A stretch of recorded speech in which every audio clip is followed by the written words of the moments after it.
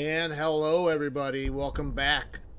This is Grand Tacticians, the Civil War. We are going to take a look at the 1.04 patch update. It looks like they even did a hot fix for something today. Let's take a look at the patch notes.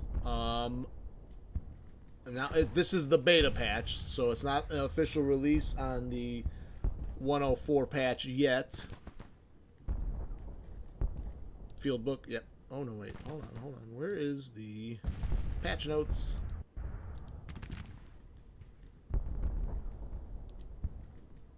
There we go. Patch notes.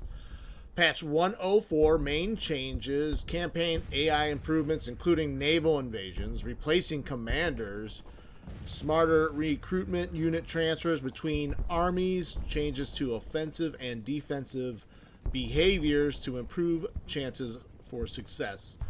Battle AI improvements, including avoiding piecemeal attacks against strong positions, fallback behavior when defending, and overwhelmed.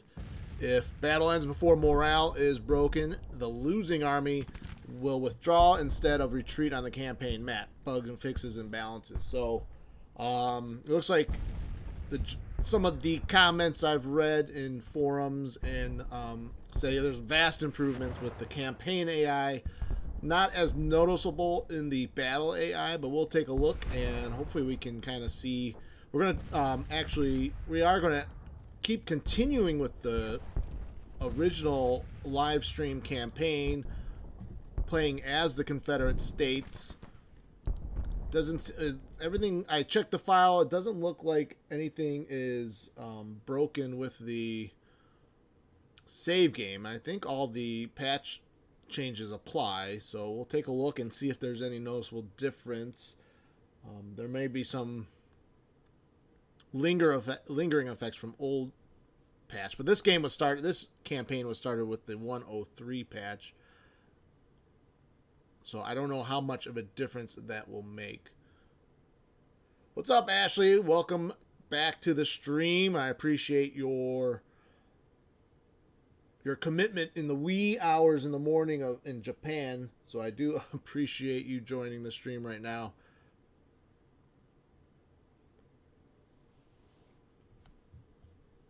Yeah, I think I originally said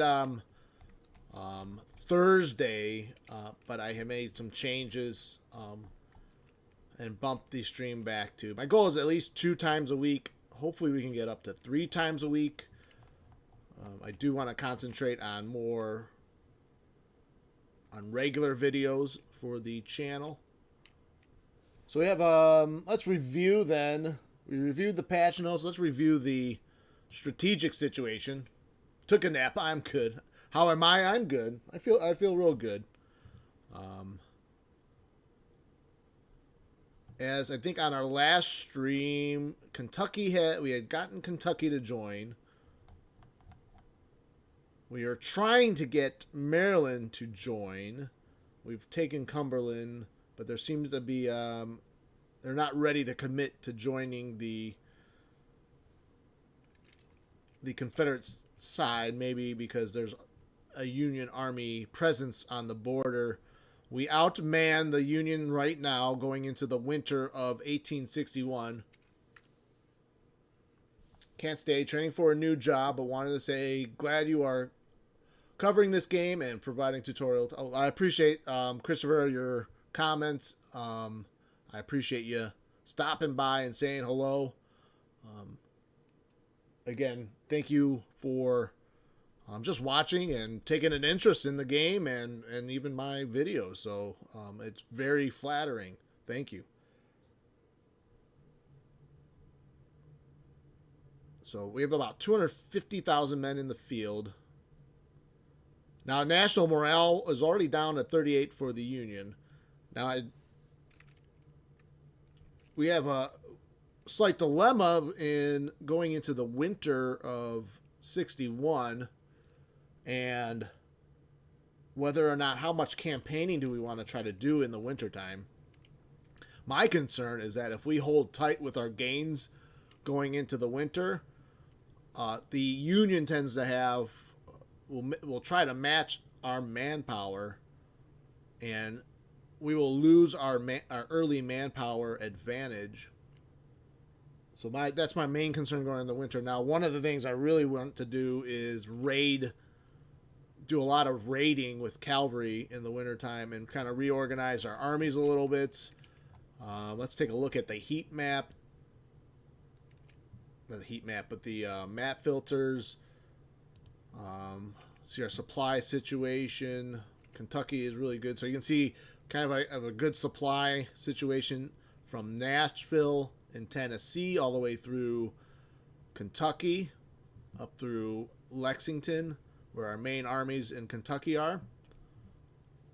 And Maryland is well fortified so that we can hold that state. We actually want to defend Maryland and just create a perimeter there, because if they do try to do the back door through West Virginia, there's much rougher terrain.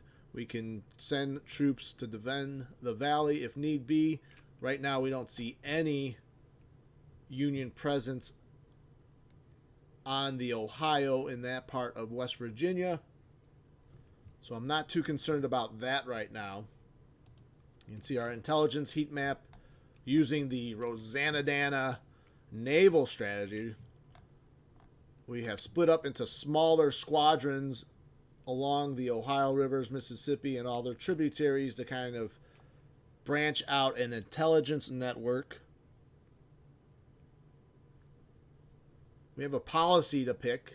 We're at a B rating right now, but once we hit play, it will adjust right away. We had done government funding, and I'm thinking we need to do print notes. We're already at max policy, so we can't even do agriculture unless we spend subsidies to increase our max policy level.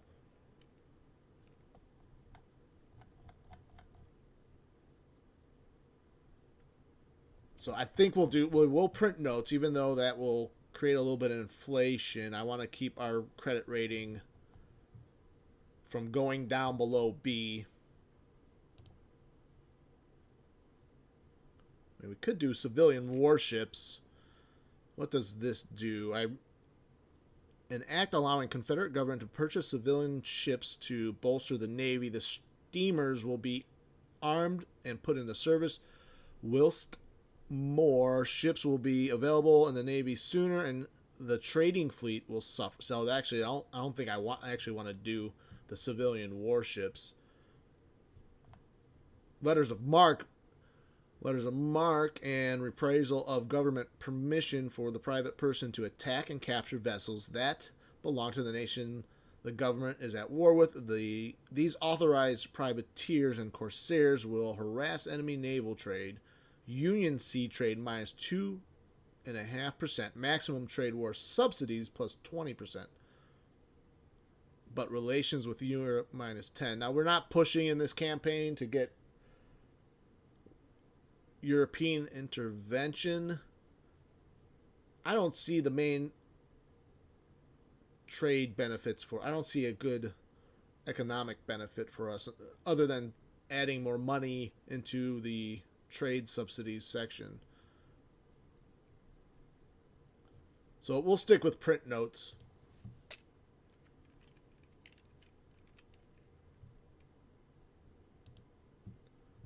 Let's take a look at our armies east to west. I did want to rename these corps. We'll rename Johnston's Corps. We'll rename it Johnston's Corps. Policies are quite cheap, even at full subsidies. I find it useful to max out subsidies for policies. This expense tend to be supply infrastructure. Let's take, actually, before we change the names. Yeah, actually don't even... Yeah, subsidies, if you look at the expenses tab, it's only about 1 million. So it's adding $500,000. Well, we'll ease into it. Yeah, I've read that too, that a lot of players will just max out all the subsidies.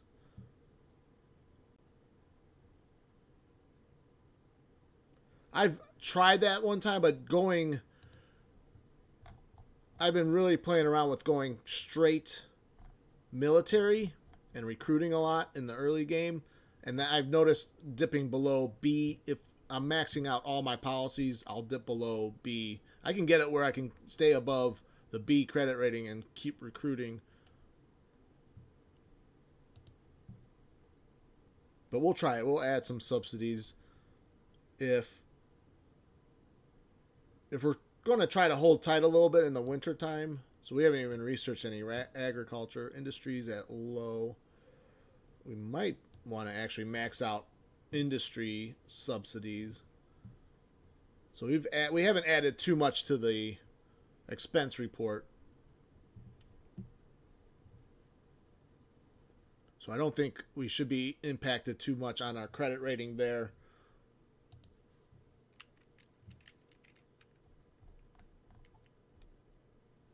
Back to our armies and taking a look at their organization. We got Johnston's Corps. We're going to leave the Hampton Division the Hampton Division.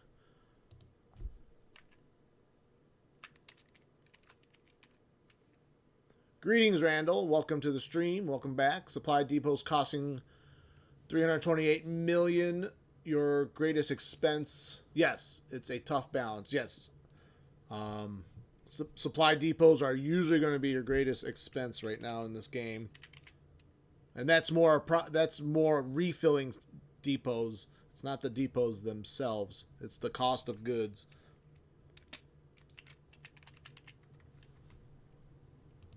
They already named Stewart's Corps, unless I did that earlier. Do we have any perks we need to assign?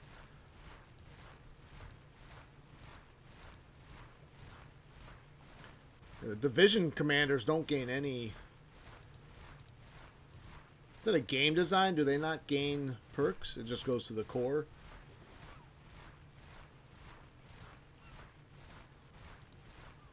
Corps and brigade they get experience, but the division commanders don't gain any perks.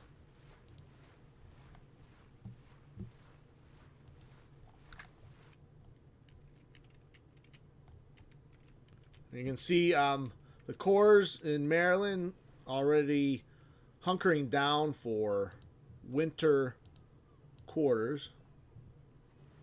If you are just joining the stream too, we are looking at the 1.04 beta patch. So this is the newer beta patch that they released. Now it's not the official release, so they haven't announced the official release of the 1.04, but lots of AI improvements on this one. Well, Ashley, feel free. I'm not going to stop you.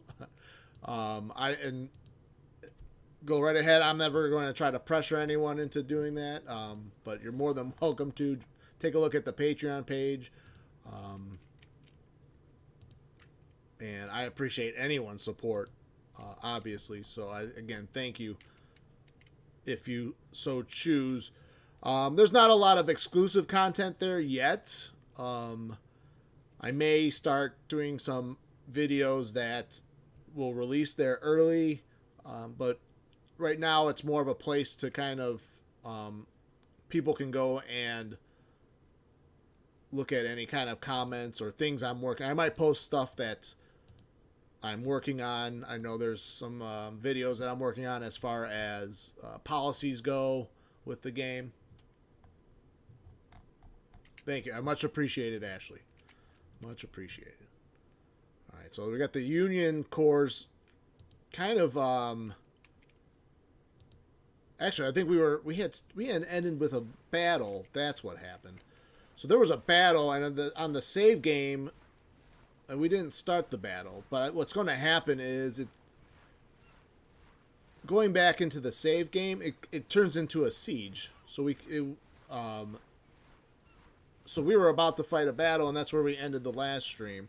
So something on the reload of the save game has changed the situation a little bit.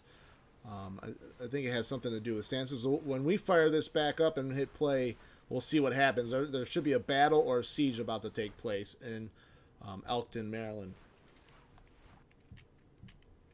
So actually, I think we're just going to hit play right now and address that. Yep, see. So instead of a battle, it became a siege. We can assault. Now the problem with assaulting is I don't think we get the benefit of Johnston. So why don't we get Johnston to engage in the siege as well?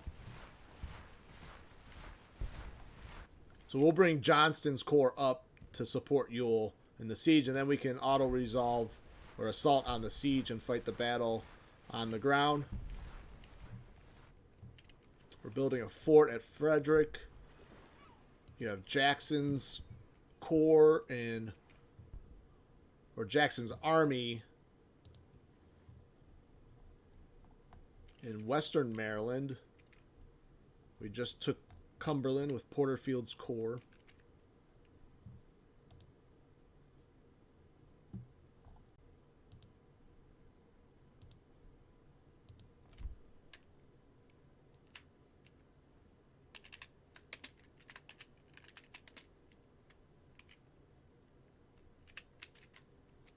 All right.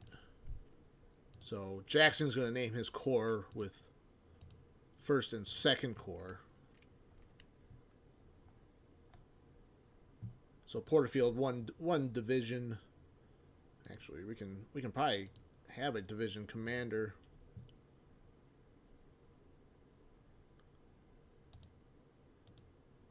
Is there someone we want to promote? George Smith, Gladden.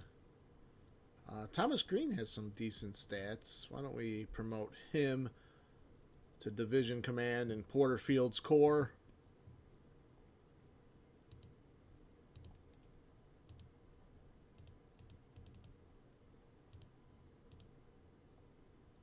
William Cox will be the new brigade commander, and we will assign Thomas Green.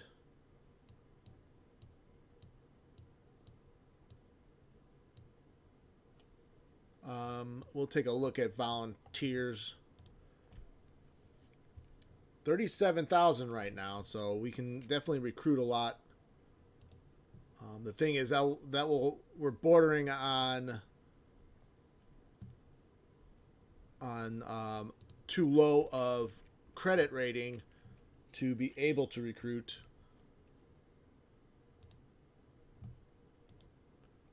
I did want to... Let's see, Jackson's got a good complement of cavalry, and he has an attached cavalry division to Hood. Porterfield has at least one cavalry brigade.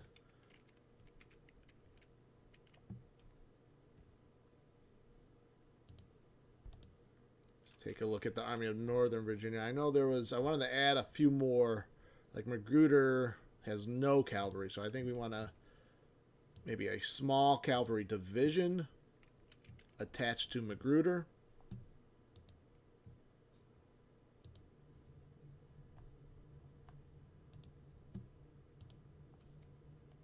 We can assign the defamed Donavant.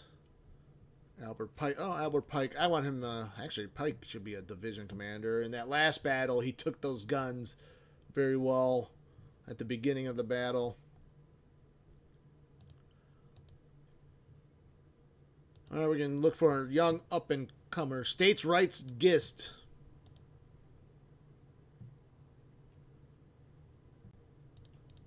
Do 2 brigades and 1 horse artillery. Oh, they're not allowing me to recruit. Oh, there we go. So Magruder forming up a cavalry division attached to his corps. Actually, Johnston, we're going to try to do one more.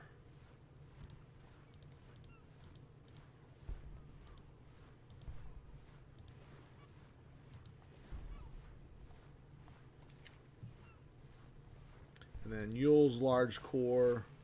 Don't want to recruit there. He's engaged.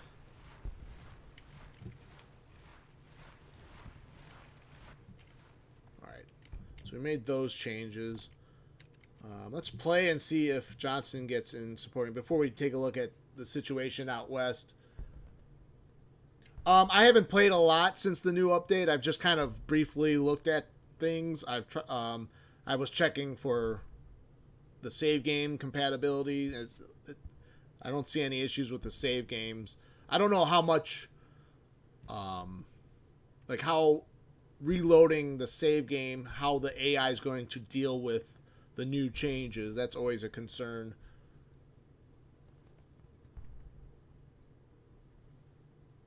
Defaced, you are replaced. One of my mottos. I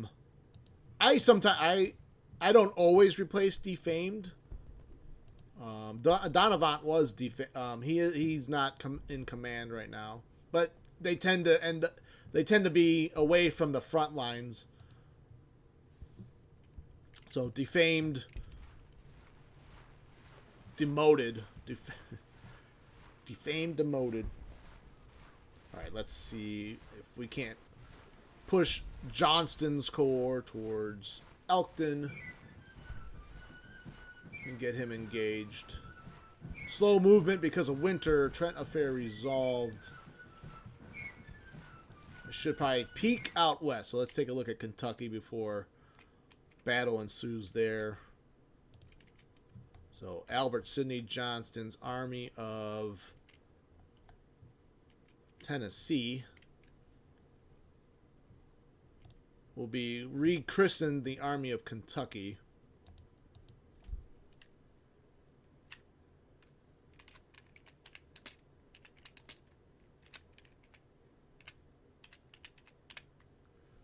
So Army of Kentucky.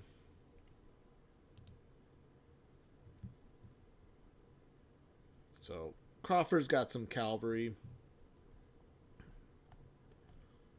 Holmes has got this large division. I think I want to add an infantry brigade to right.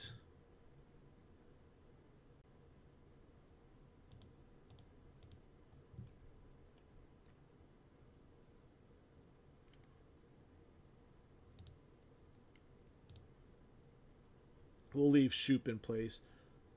Maybe we'll do a... Maybe we'll start organizing our cavalry into a division attached to each corps, and then some. Then you'll have some independent cavalry corps. Oh, Stuart's only got 1,600 men.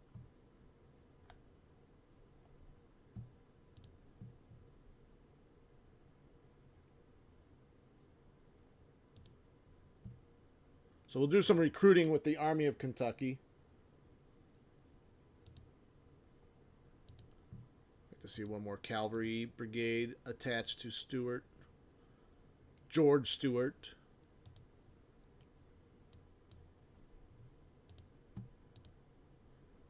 That's fine. We got a political general assigned. Hamilton B. from Texas. I think we need to replace him.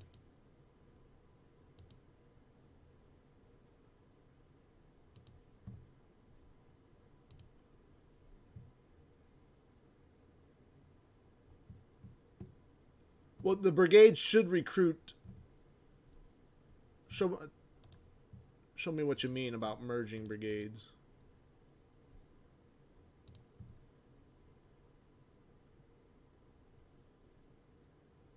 So 20, let's see.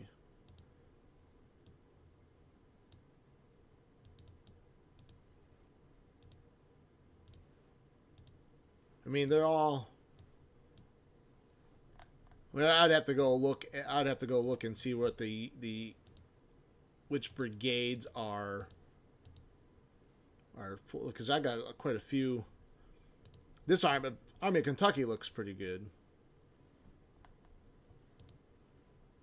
I think out east there might be some smaller brigades.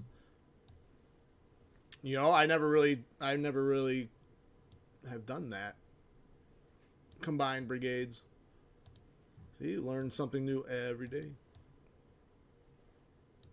Maybe we're going to look at the cavalry brigades.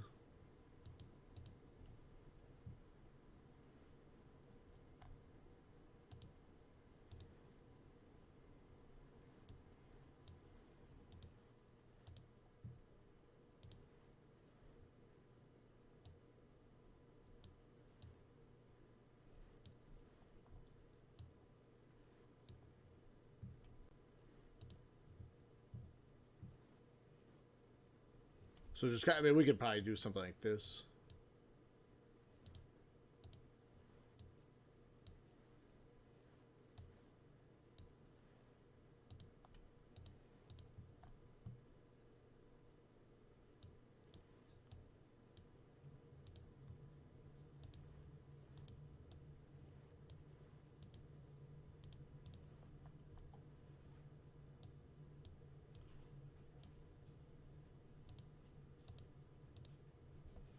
I'll have to look at some of the. I know there's some, especially the regulars brigades that you get from the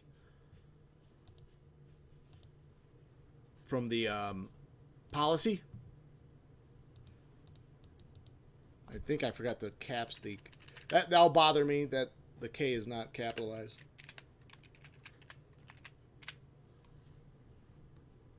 But you'll get those brigades from the policy when you research regulars 1, and they're usually like really small brigade size.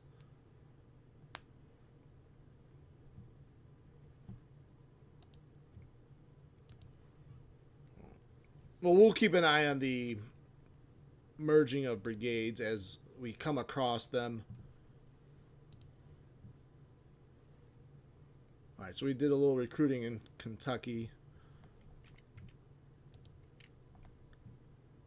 I pulled George Stewart's men back to resupply, and then we're going to send them out in raiding.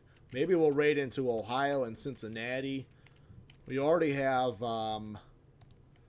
Pillow's cavalry division. We're going to set to raid. Oh, you know what? I forgot what I was actually doing here was changing some commanders. So let's take care of that really quick.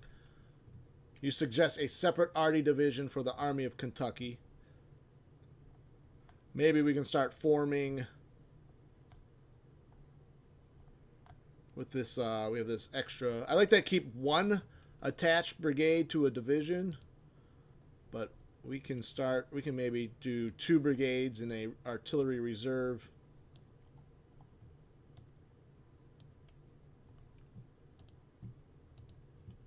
All right, they give Mansfield Lowell the division command, which is good by me. Robert Garnett. Why don't we recruit another gun? Maybe we can do like a horse artillery battery also.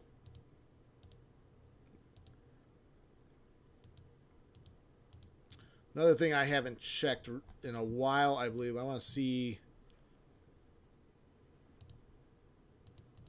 what guns we have available to us. Oh yeah, we have some rifled guns. We have not divvied up. Why don't we supply? Let's again, I'd like to give the 1st division in each corps the first dibs and try to groom them to be the elite division in each corps. So Zollicoffer gets the good weapons. Crawford, so Pickett, we will upgrade their arms. We've got Enfield rifle. There we go. We do want the best guns, though, for the artillery reserve, of course. Best guns available are the 12-pound Napoleons. Yep, that's about it on the artillery side.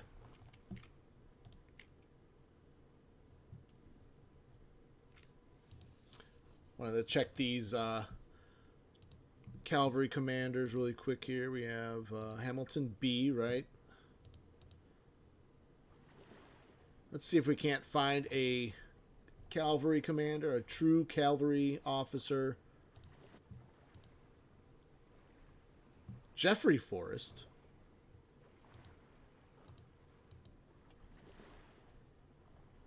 We'll actually look for an artillery man for the horse artillery.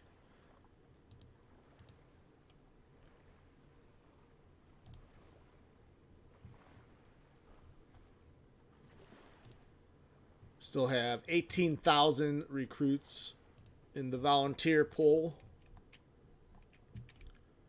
And then Pillow sent to raid Salem, Illinois. Pause. We're going to actually start fortifying St. Louis a little bit. So why don't we build a fort along the river here?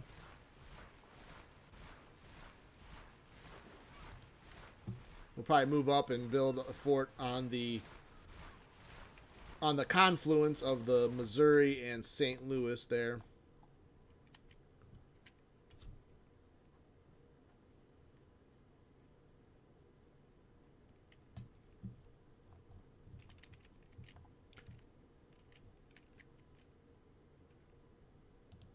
Well, then we have Canty's army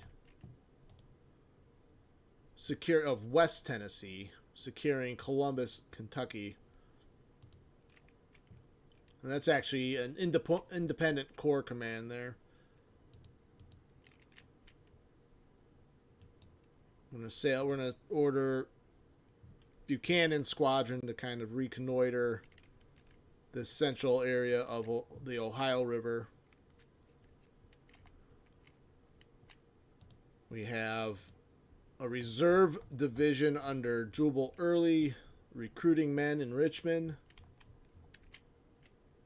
Be interesting to see how what the Union does with the naval improvements to AI, because that has been one of the things you haven't had to really worry about the Anaconda plan in practice. There's rarely any invasions along the coast by the Union AI. So we'll see if we'll see what kind of improvements have been made with that. All right, let's see if battle ensues here. I really want Johnston to get in support range before we assault.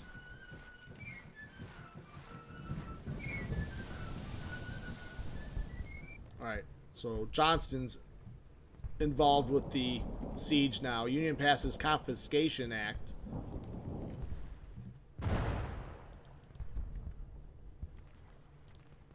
So why don't we actually... We could just auto-resolve this.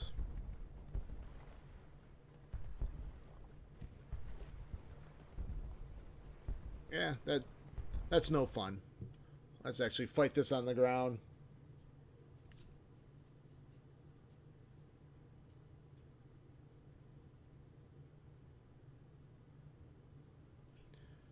I am short a cheekbone and an ear, but I am able to whip all hell yet. General John Corse after being wounded. Your artillery units will choose their used ammunition depending on the target and range. When zeroing in, high explosive rounds are preferred.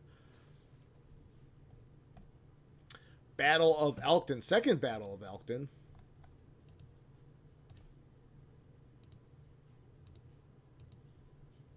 Fighting spirit is 76. So in enemy territory, fighting spirit is usually lower. Our readiness is 100. Training is 33. So our training, according to the report, is better than the Union. Supplies on both sides look good. Union, though, is at eager morale. We outnumber them. We start off as on defense because they did. I think the Union did engage the siege. We have all victory objectives.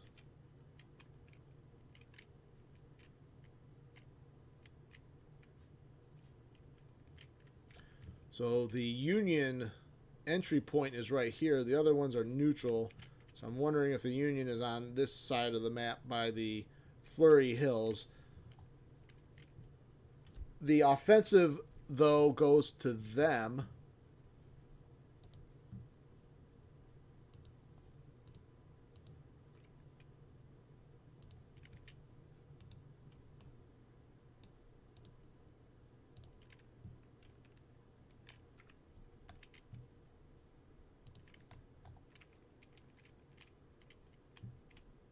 So if they did, they could attack down the Flurry Road.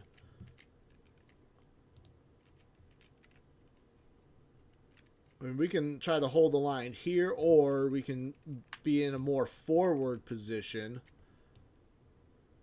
Now that's the high ground they have.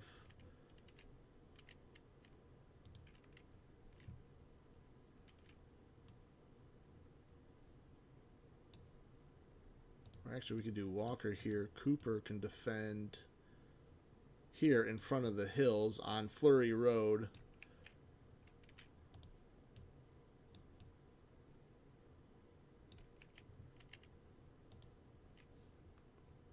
We can take Pendleton's artillery reserve.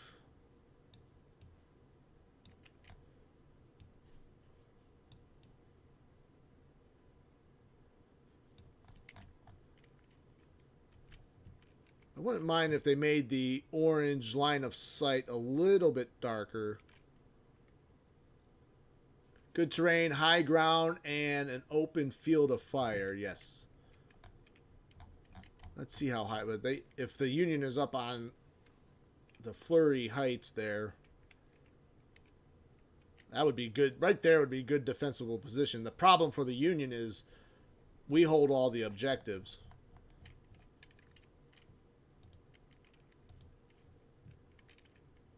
Where did this random artillery brigade come from?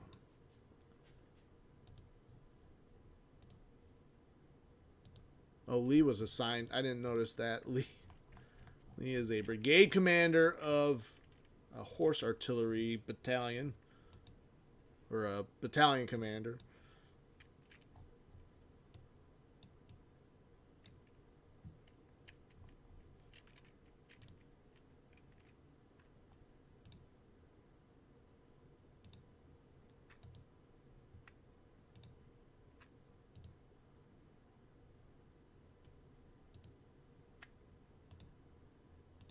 Okay. If they are coming from this side, yeah, we have all kinds of field of fire there. We have 37 entrenchment points, too.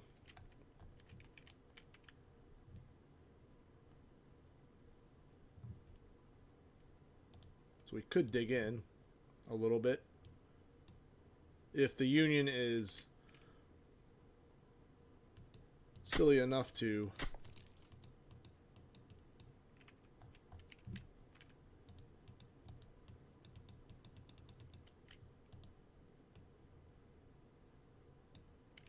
attack.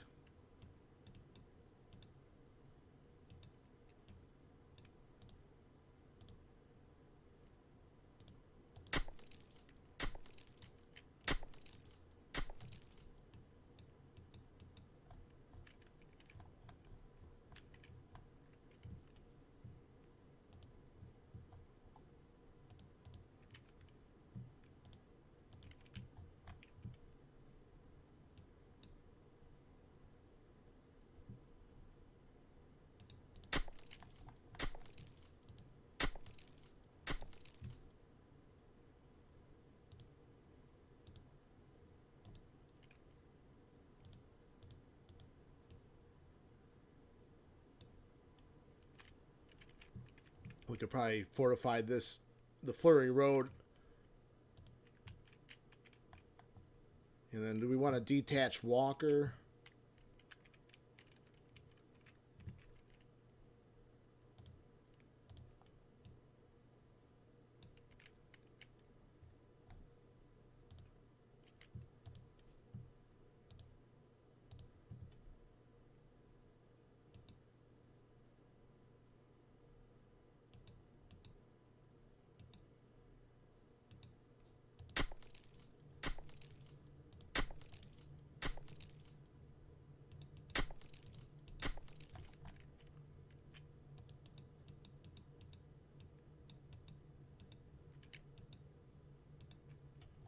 So if they want to come through Flurry Road, they have to go through some defenses. Oh, detach the scouts too.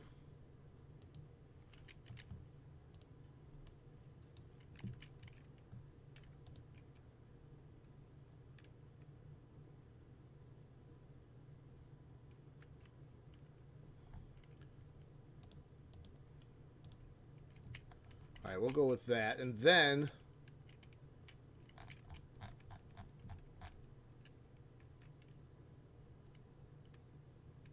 oh, there's some real high ground over here. The Red Hills, Red Mountain. We still have Yule's Corps.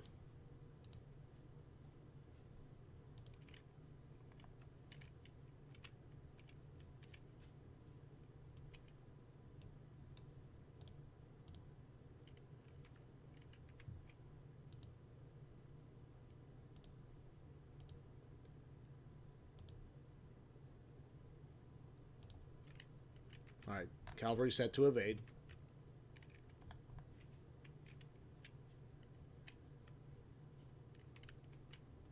So attacking from the right might be the easiest way.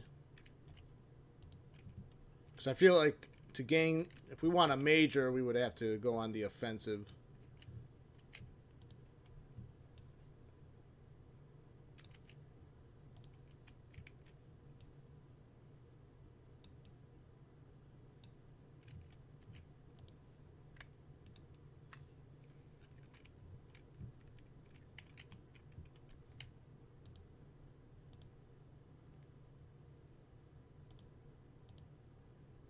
We'll detach Tillman.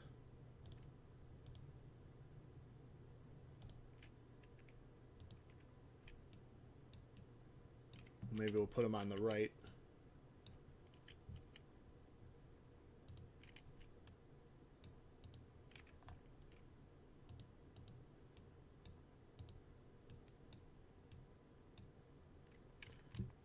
We'll send Tillman forward down the road here. All right.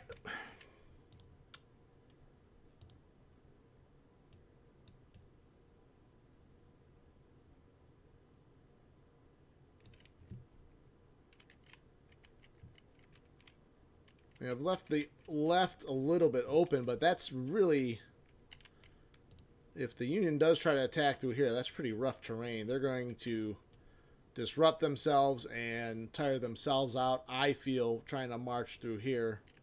There's no good roads.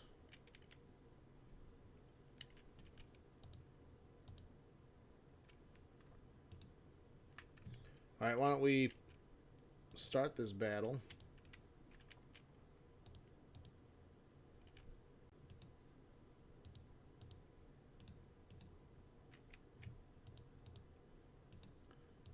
Let's scout ahead.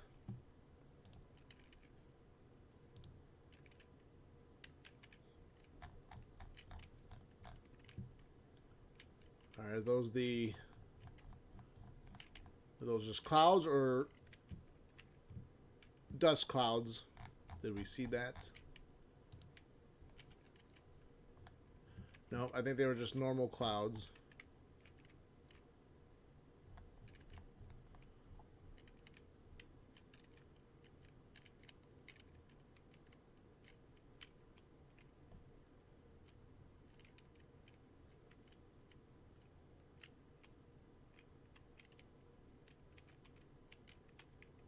So we're looking at the entry points too. The Union does not, these are neutral, so I don't think the Union would be coming from those areas.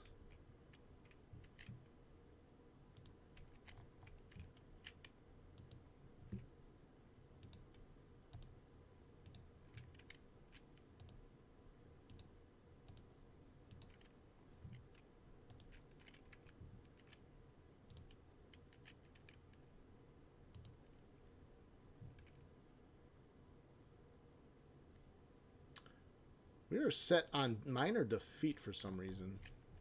We have all the objectives.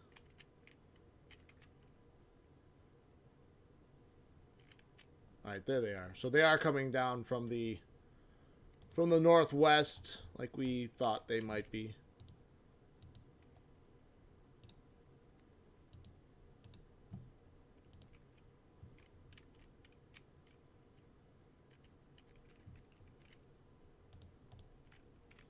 We'll actually move Bonham up a little bit.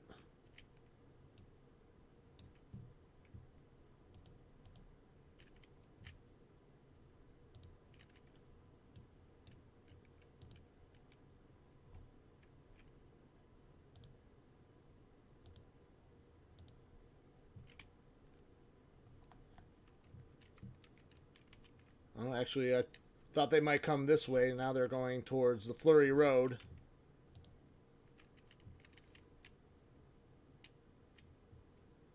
That's even better if we... That offers their flank to us. Because we have the bulk of our force in the center and the right.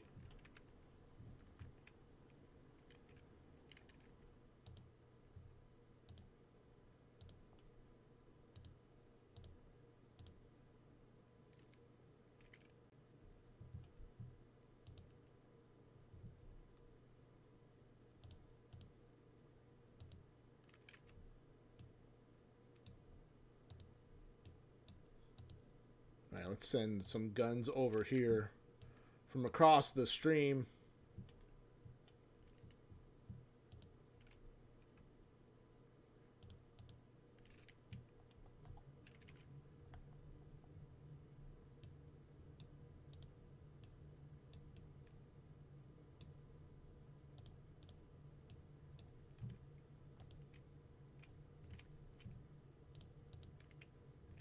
They might try to march all the way around here.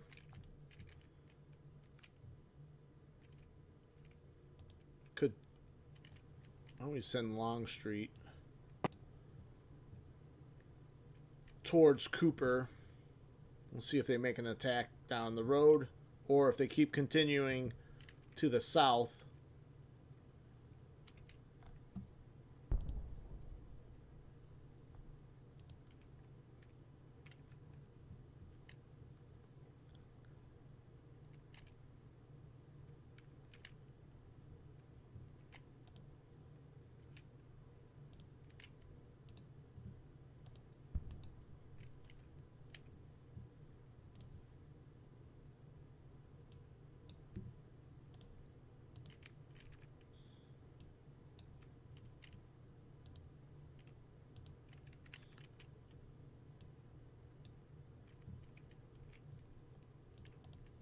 So Rosser and his artillery trying to get some long distance shot.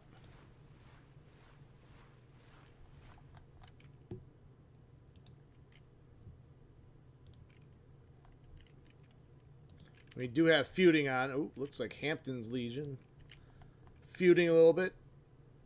You know what? I didn't check perks for the brigade commanders. Iron Discipline.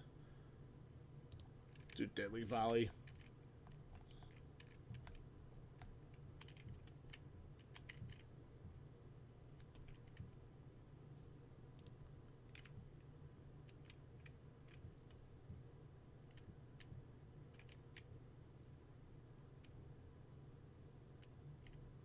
So Longstreet will come over here. So if they try to squeeze over around Cooper, we'll have Longstreet available to keep them from getting way in and around. Although that's, I mean, they're going to travel over hills and rough terrain. We'll just start pushing bottom forward.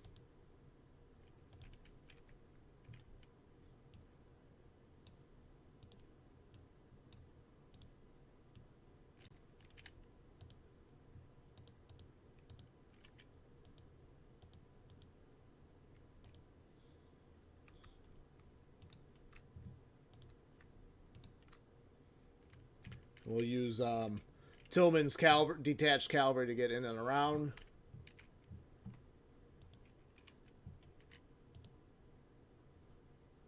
Rosser's guns are firing the marching Union columns.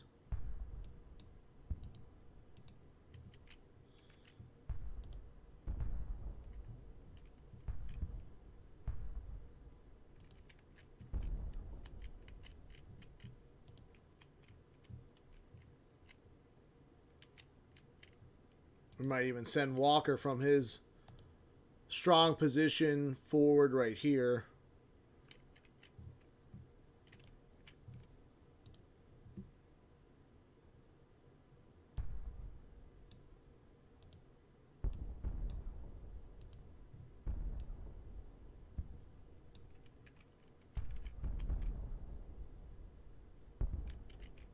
Hammer and anvil, hammer and anvil. So they are going to try to get in and around the flank. We got Imboden reserve brigade, so he can stop them.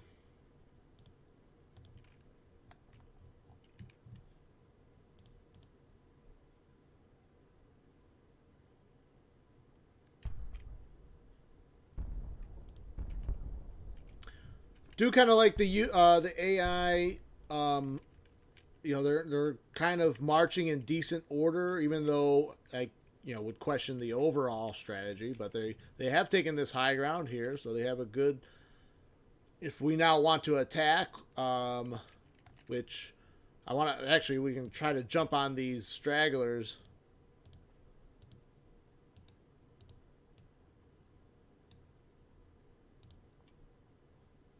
I mean, they also have this. I have the stream now to deal with. So it's not like their flank is completely in the air.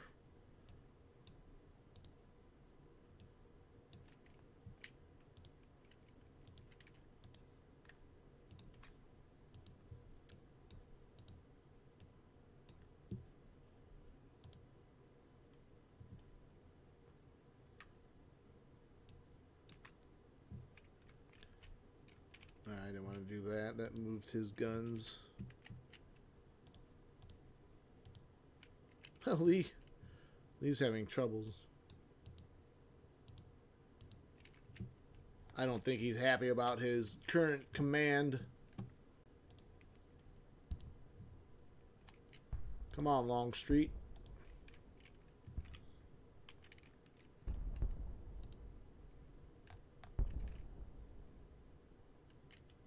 So it looks like the Federals are adjusting themselves a little bit. Maybe they realize that they are strung out too far, and now they see Bonham's division in their flank and rear.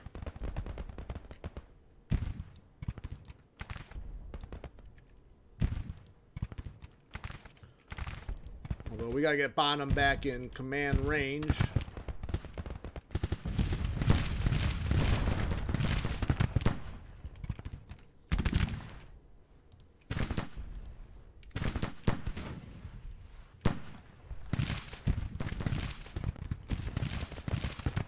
Yeah, I'll fix Lee.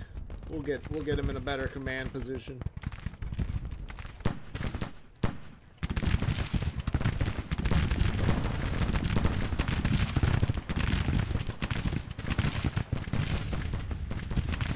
Alright, Tillman, we need to get out of the line of fire.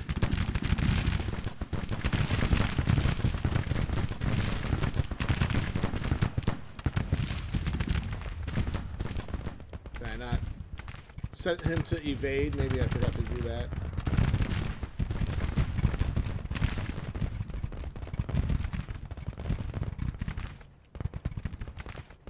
Oh, I have looked at the. Yeah, I did some adjustments. I don't know why I didn't do it sooner, but I reset the router. It seems to make it, the bit rate is consistently. Knock on wood, is much better consistency.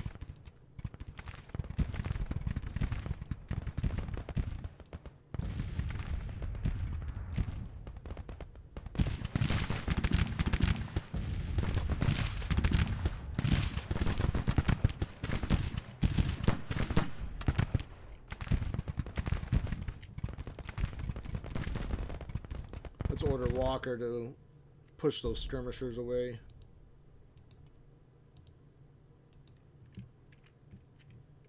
I need to get some more artillery over here. Lee, Nichols.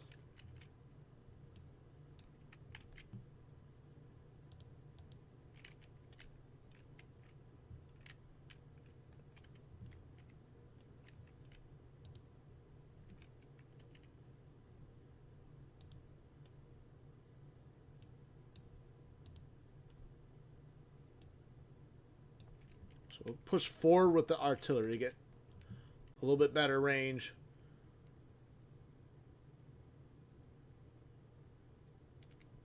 Gotcha. Well, speaking of the evade, we'll take it off now. 'Cause I can always order them.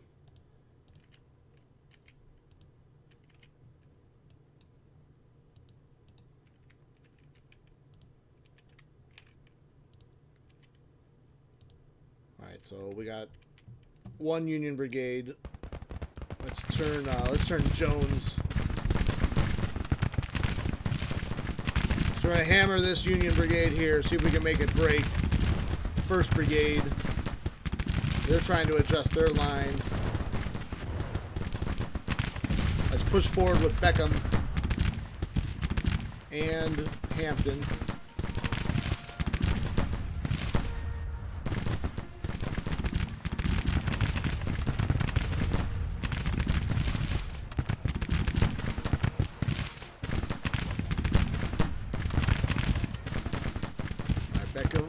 We've got the flank of the 1st Brigade. You can see blue coats falling on the ground.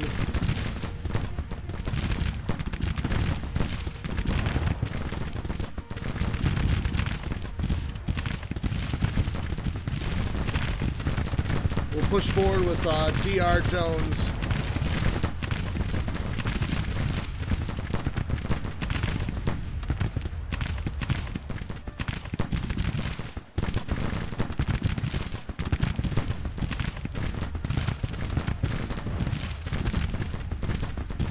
But that 1st Brigade is holding strong.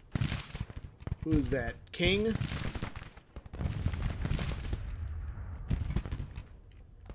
Alright, why don't we move? Why don't we get rid of these skirmishers?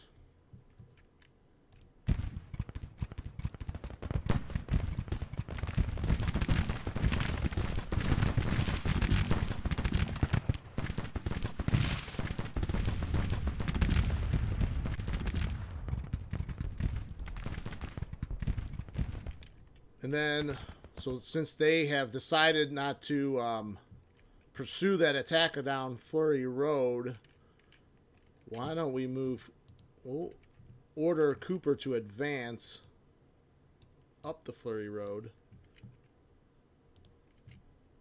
And then now you have Longstreet behind that can reinforce.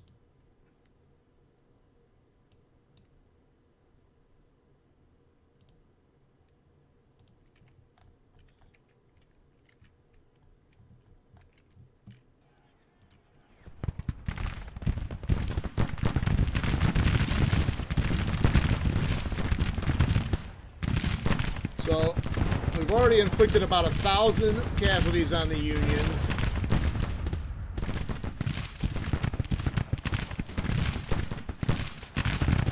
Oh, that would have to be mostly from almost all from 1st Brigade. So they are the sacrificial lamb while the Union AI realizes that he is outnumbered and not in a really good position.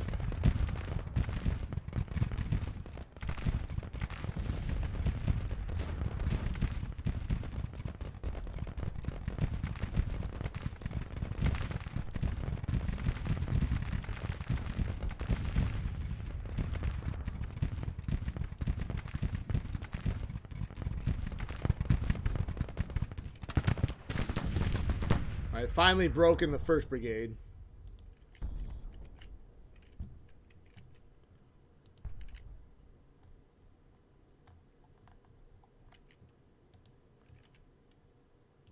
So we will advance with the 3 forward brigades of Jones, Beckham, and Hampton.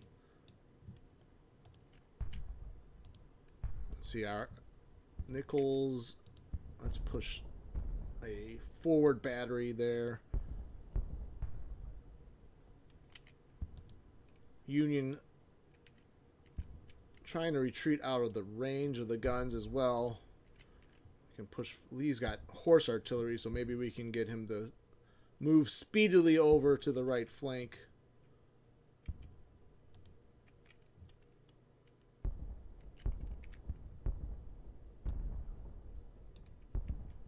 Let's see if a position right here can rain some death and destruction down in the valley. Oh, Ashley, thank you very much. Welcome aboard. I really appreciate your patronage. Thank you so much.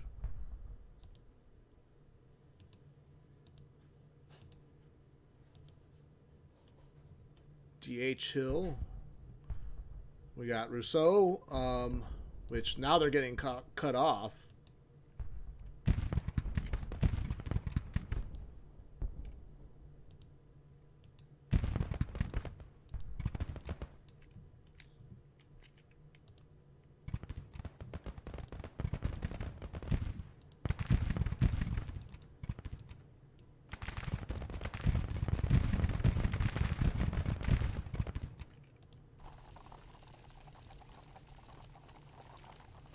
Probably send in some reinforcements too, because now we have 3-4 brigades in our front. I can't seem to break this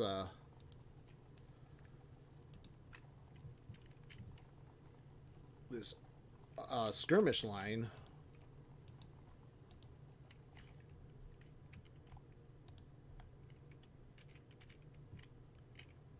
All right, let's move forward with Longstreet.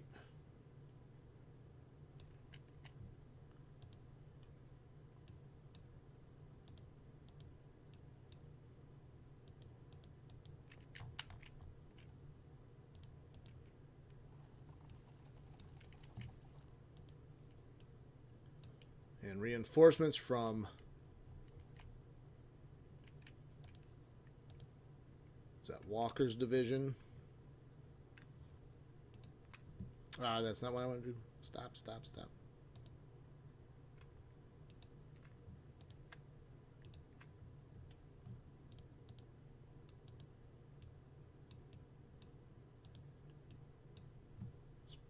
Push forward with the rest of Walker's division. Alright, finally broke that skirmish line. Let's get William H.T. Walker to support D.R. Jones's brigade there in the middle of the heat.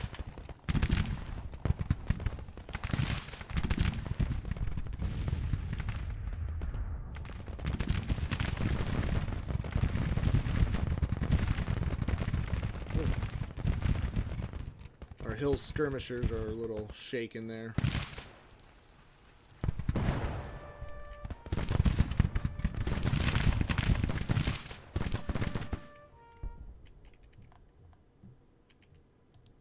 Let's see, James have a field of fire? He should.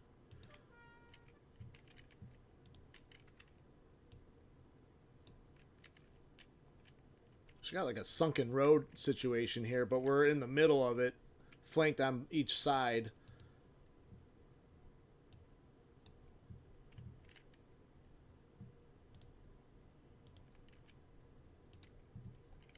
And then we have our cavalry right behind them.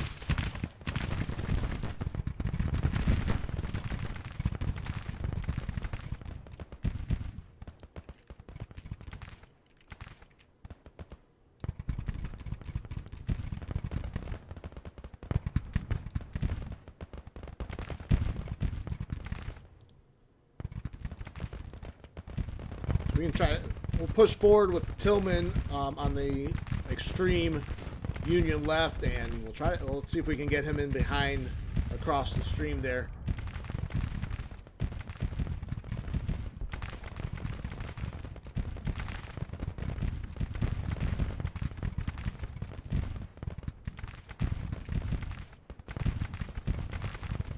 Oh, they're trying to hit Cooper's division from the flank.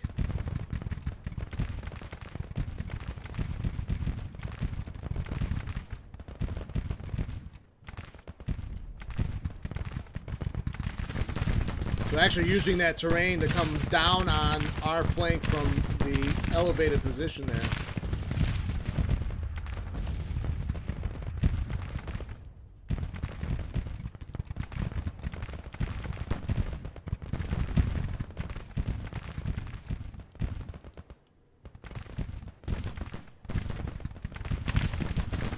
We have the Lee detaches some skirmishers to stop that. We might be better off having Imboden try to go up here to secure that right flank.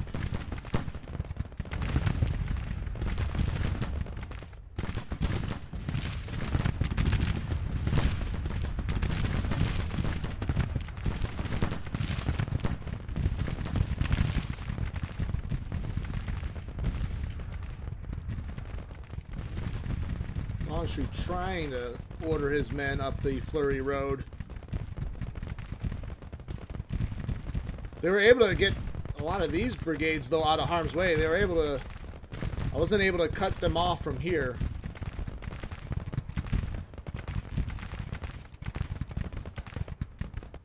We lost 2,300 men. But if we can maybe bag this group of... this portion of the Union Army, that'll be a very big and beneficial gain there. We can definitely do some damage.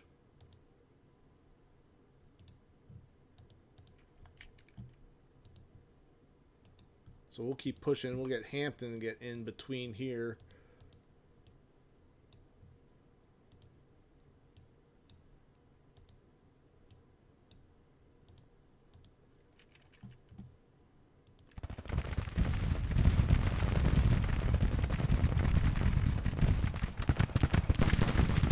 D.R. Jones, elite brigade, pushing back the Union men in front of him.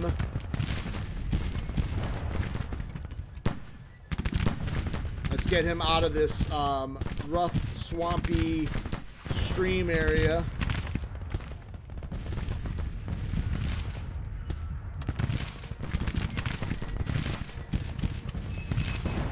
Although the Union is bringing up their guns now, which have been pretty a non-factor in the battle.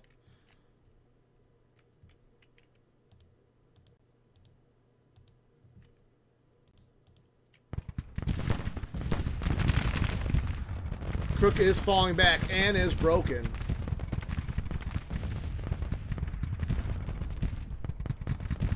We need to get those guns. Tillman is being very slow and unresponsive. There he goes.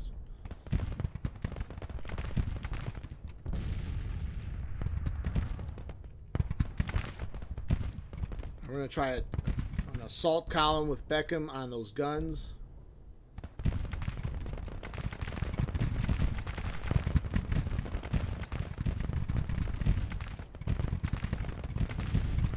We got some skirmishers in our way right there. General Halleck on the field trying to rally the troops. Oh, it's all 5 in the evening, so darkness is starting to creep in.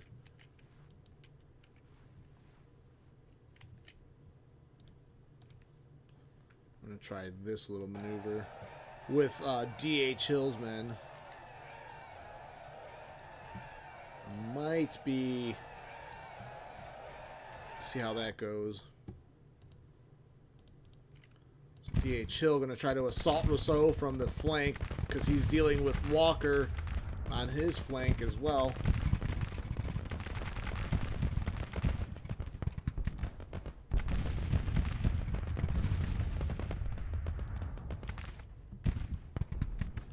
All right, Beckham takes the Union guns in front of him. Let's go back into single line.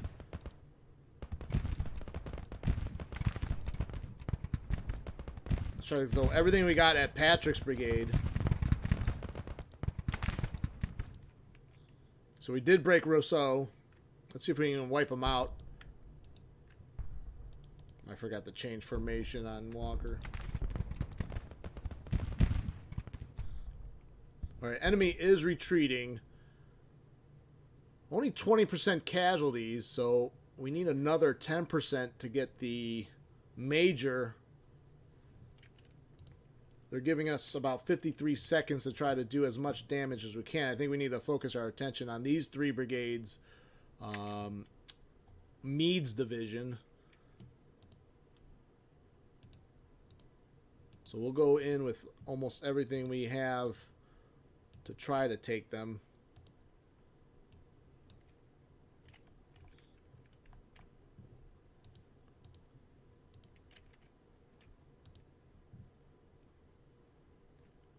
So if we have enough time, maybe we can get Tillman.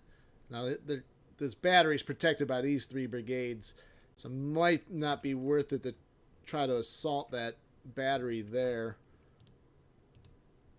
Jones and Walker will hold Montgomery at bay. We'll also send Bragg over.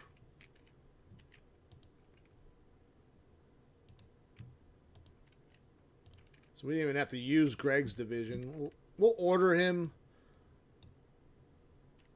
to the right of this position. And even Longstreet was a non-factor. Alright, we'll go in with what we have right now. So you can see Patrick going back, trying to get Rousseau to wipe out. That looks like, well, they're gone. I don't see the wipeout message, but they're not there anymore.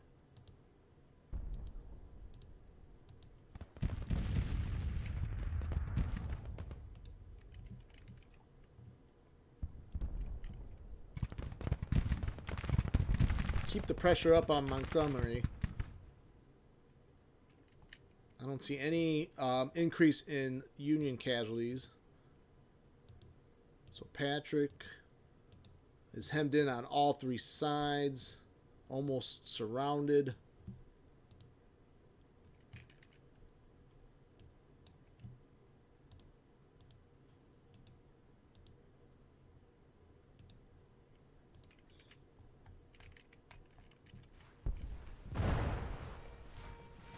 Stephen Dealey pushing forward against 3rd Brigade that's starting to waver or flank from behind.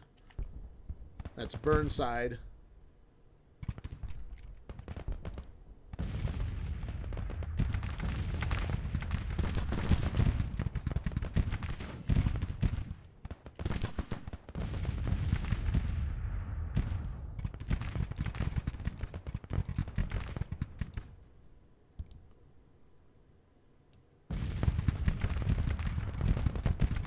Let's order Johnson to get into an attack formation. Really put the pressure up on them.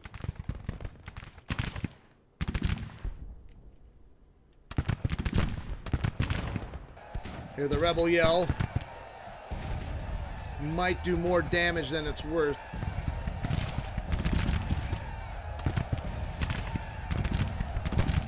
They are able to form up a defense.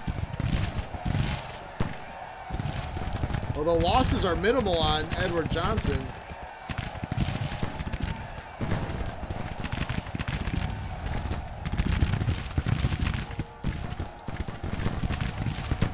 He's not really racking in many losses there.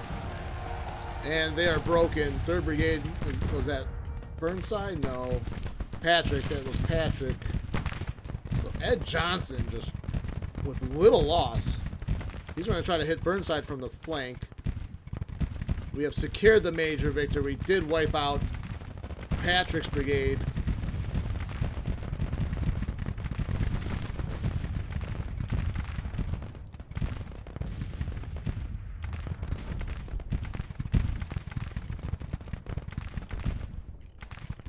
And Burnside is going to be the next victim.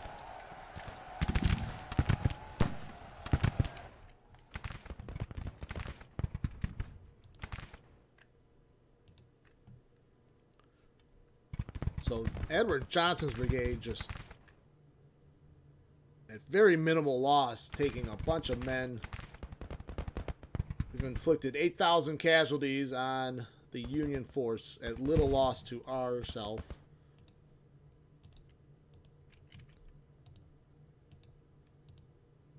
We'll speed things up as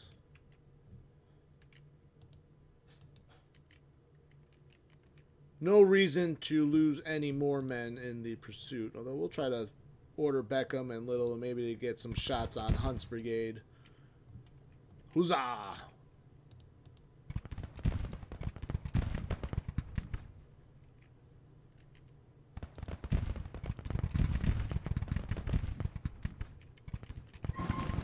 Alright, Battle of Elkton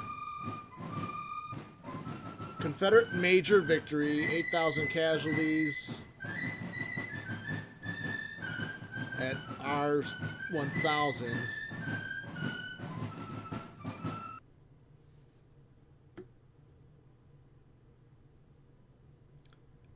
November 27, 1861, Confederate major victory. That's fine. They because that was a siege battle, and a siege considered a siege assault battle, it goes back to the date of the start of the siege. So I don't think the game time, I think we're almost in December.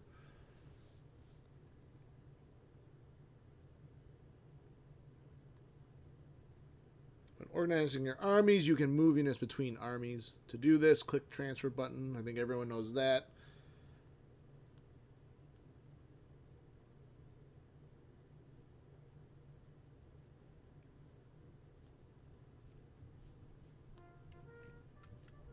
Glorious victory at Elkton. General Meade loses faith. He got separated from the main army on top of the Fleury Hill. And his division almost wiped out.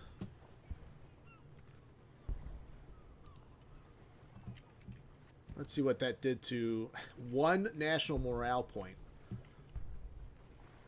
If you say so. If you say so. Oh, our credit rating went up to A. It's December 1st, actually, 1861. So Johnston coming to the aid of Ewell's Corps, helping secure that major.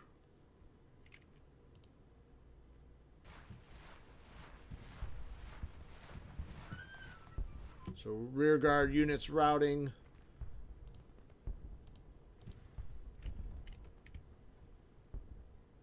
I think we should try to move Johnston back.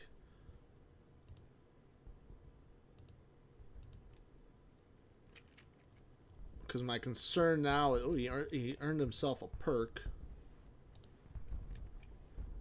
We'll go with flying column. Well, they are drawing supplies from the Elkton Bridge.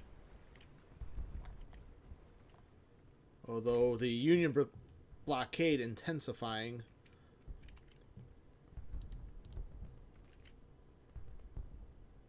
There's Department of Pennsylvania with 13,000 men, and then the Army of the Shenandoah of the Union with 23,000 men. I'm worried that supplies, we might have too many men here by Elkton, drawing in too many supplies. We'll order Johnson to retreat back a little bit. Maybe he can draw off supplies from the Baltimore depot. Are we upgrading the Baltimore depot? We are not. We will. I'd hate to upgrade the Elkton depot. We might do that in the spring if we're still fighting this war. And then as a base of operations to try to take Philadelphia. But you can tell the Union is probably trying to defend Philadelphia and New York, which means we can raid into Harrisburg. We can probably start invading Pennsylvania more easily. And we can just keep Ewell and Johnston as the bait for the Union to try to defend that area, and we can march into Pennsylvania, almost like the historical defense of Washington, where the Confederates would use the valley to turn that Union flank. There's an army near Pittsburgh. That's the Army of Chesapeake that we have beaten back before too.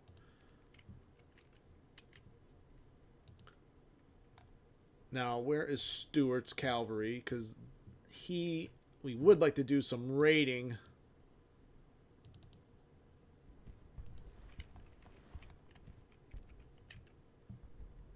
We sent him back to get more supplies. He looks well supplied. So why don't we head back to Gettysburg. And then once he arrives there, we will raid into Harrisburg. We'll keep the cavalry busy this winter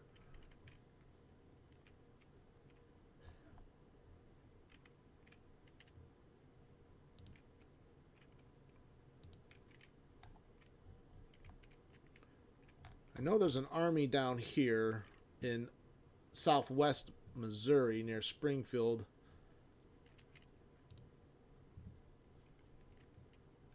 We do have forts on the western side of Arkansas. But we're going to sit put at St. Louis. And we can, that's our lifeline through the Mississippi. Canty may try to take Cairo since it looks like it's open. He's got 27,000 men. He's hit winter quarters. But I think we should try to take Cairo to link up better with the army in St. Louis.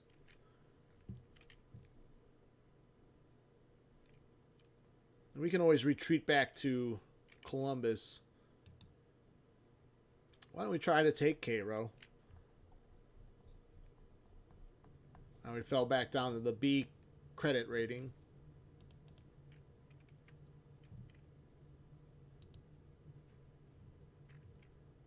Pillow ravishing Illinois.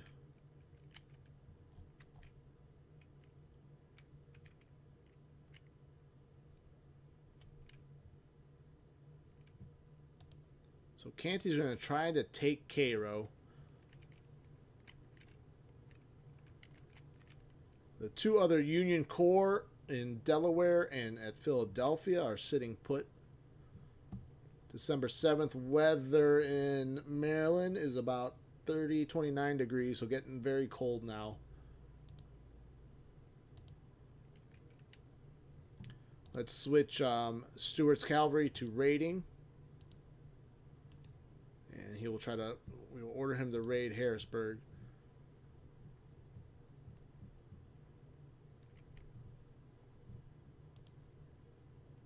Ten blockades. Ooh. Their blockade efficiency is up. What does it take to make Maryland join the Confederacy? What is their support? I don't know what their Union support is. Support for us is 44%. We can look at the... You can get some indication on the heat map. Oh, it's got to be 0 for the Union.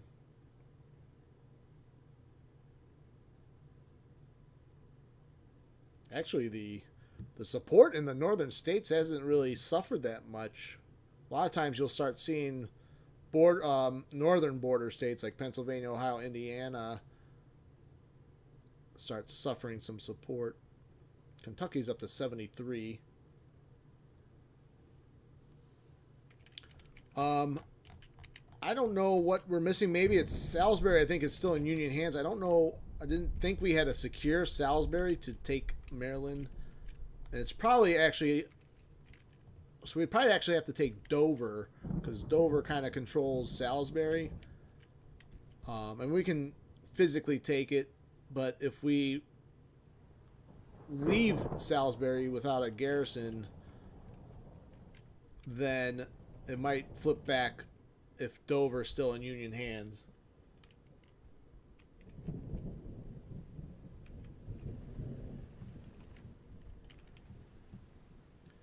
All right, it is December 10th, 1861. Let's take a look at recruits.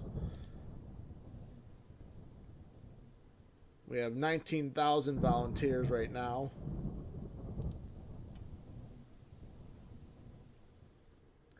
Has the Union still at 160, so we outnumber the Union right now by 100,000 men.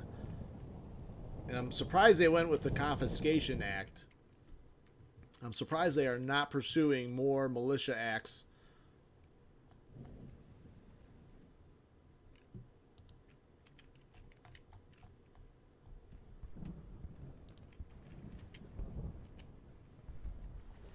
All right, so Beauregard.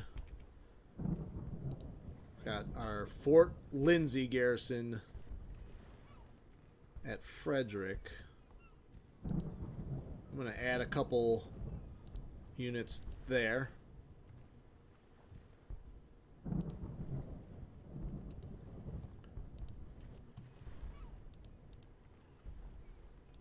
Maybe 2 light brigades of infantry and an artillery battery.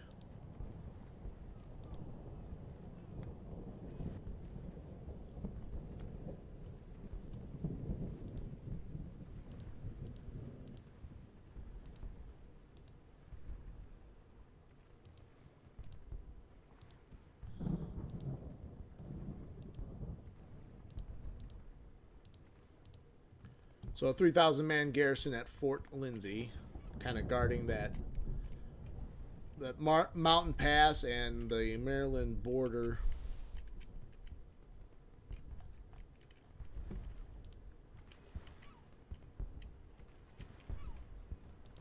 Actually, if we build a fort along the river here,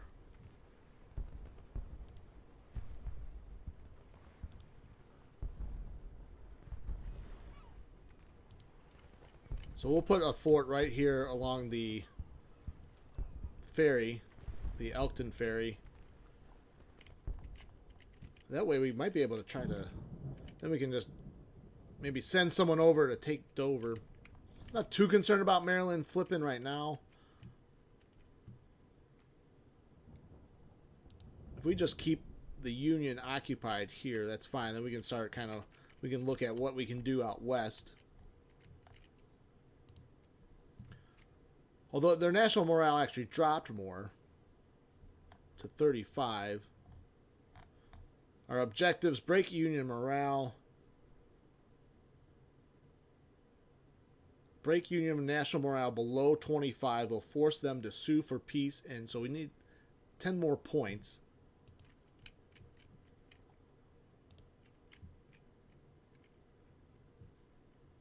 So once George Stewart's ready, we will raid Cincinnati. Pillow is raiding Salem right now. Still has some decent provisions.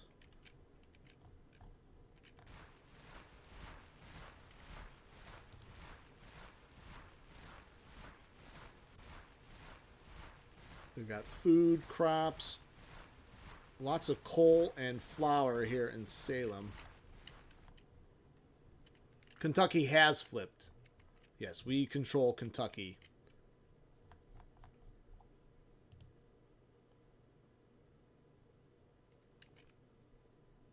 Let's look at front lines. Although the Evansville region actually controls a little bit into, like, they have Hartford. Alright, so let's actually build a... I'm wondering if we should build a depot in Cairo. Well, there's no Union presence here, so I'm not... My concern about building a depot that maybe would just fall back into Union hands. But I don't see a Union army over here. So why don't we build a depot?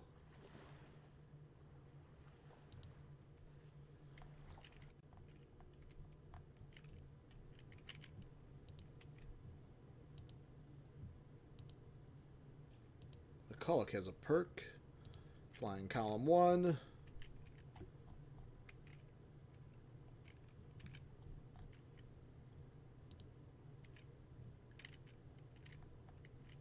Let's look at our intelligence heat map too. Make sure, see what we have intelligence on. So we have good intelligence along the Ohio.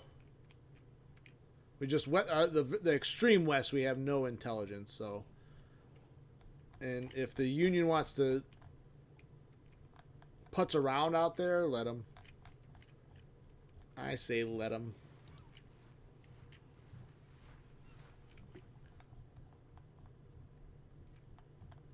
Let's get a read on our armies. We've got Army of West Tennessee with 20,000 men, Northern Virginia with 100,000, Kentucky, Army of Kentucky with 60,000. So we actually have about 130,000 men on the Eastern Theater, including the Army of Virginia under Jackson, Army of the West. So maybe we can recruit a little bit more in the Western Army.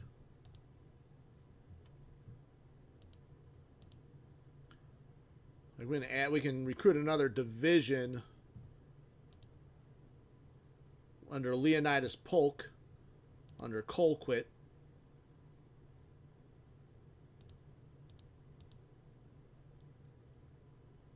The constant need for construction requires at least one brigade with engineering to be more effective.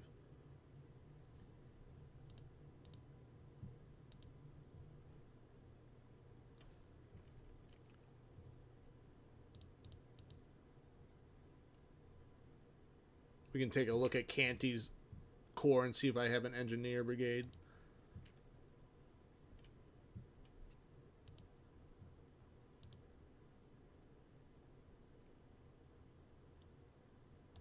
I will do that. Don't have enough men for 3 full brigades of infantry.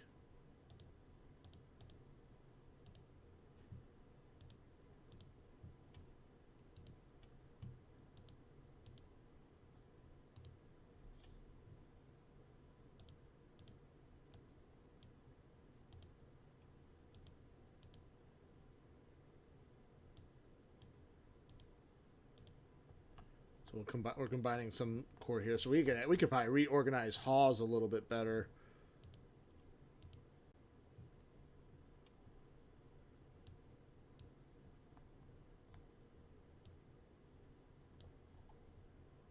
So when we have that artillery division reserve, we could probably do even a whole nother infantry division.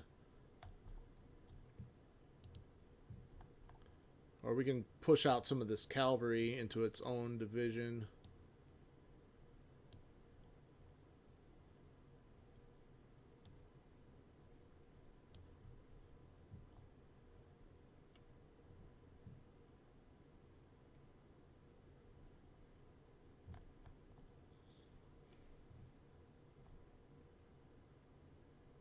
Yes, Lee. There you go.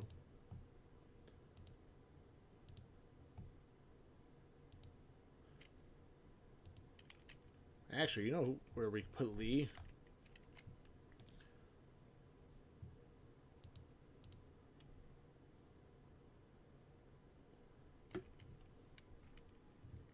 We can expand on Canty's corps, or is there anyone we're unhappy with right now? Not really.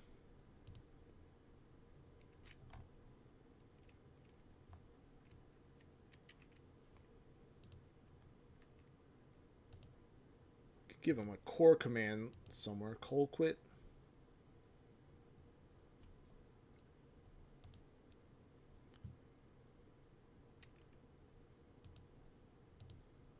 Yeah, why don't we... he's a politically assigned general. Home state Georgia, though, so the Georgians aren't going to be that mad. Oh, McCulloch is actually defamed. Oh, there you go. Oh, Lee won't. Will Lee not go out west? Oh, I gotta replace Lee. Duh.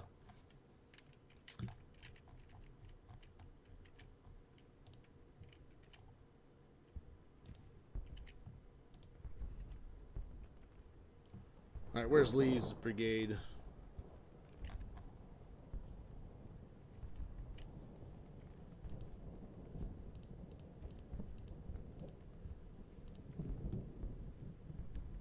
Let's replace Lee.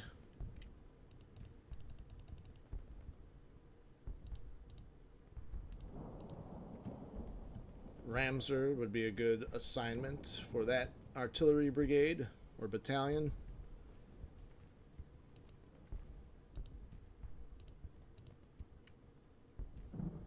Why don't we... there's the Army of the West, and we will assign Lee out west. Lee goes out west.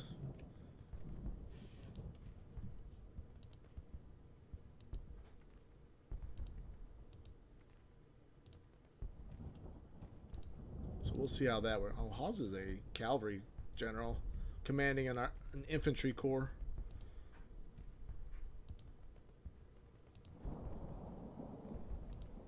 We're going to leave it, though.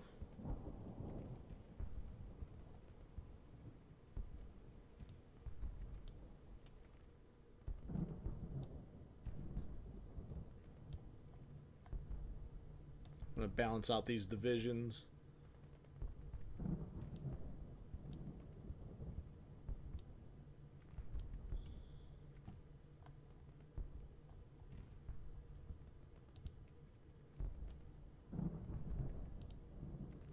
Alright, so we recruited an infantry brigade under Colquitt.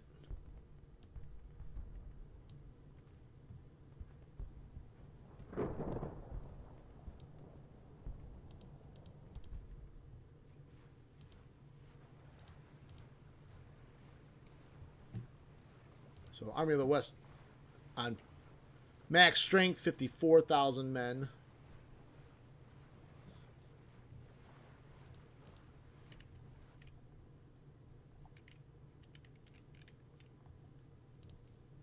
That leaves us with how many volunteers in the pool? About 11,000. So we probably won't recruit any more right now. If anything, we can always attach Canty to either Army of Kentucky or the West, wherever needed the most.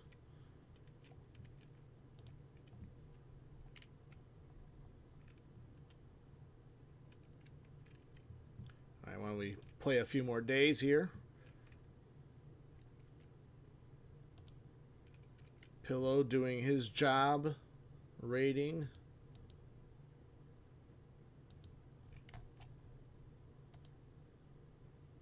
Yeah, he's destroyed everything there.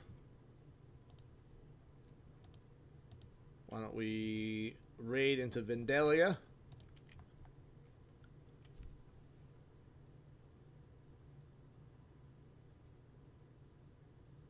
Vincent Edwards,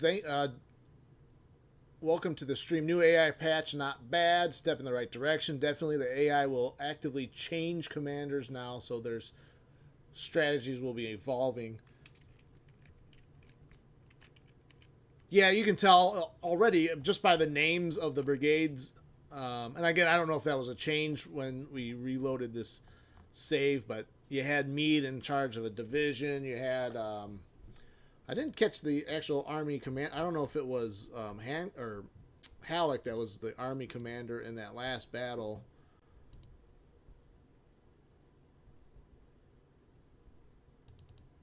The Battle of Elkton, Army of the Potomac retreating in panic.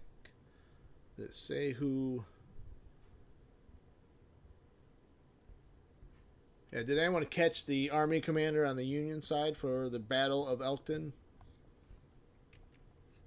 I did not. All right, how is Stewart's Corps? All right, oh. Is he not? No, he is under telegraph. Is it the winter time that it's taken him 112 hours to get orders?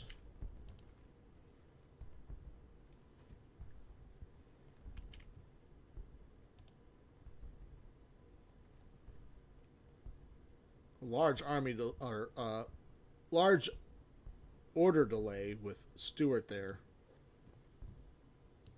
I mean, everyone's in telegraph range.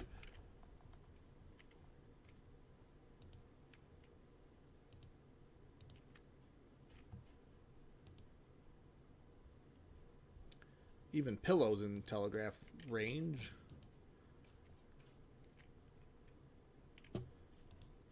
We want to make sure Canty has an engineer.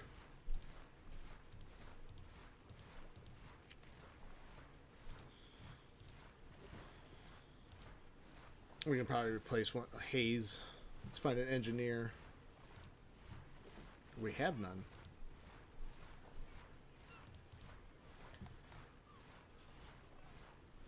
No unassigned engineers. I don't feel like looking for one to bring over to Canty, so we'll just deal. How many days on the depot? Only 14 more days to complete the depot.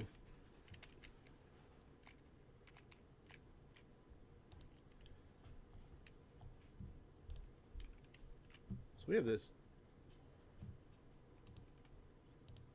Triple Early's army. And they're complete. So we can transfer troops too from Early.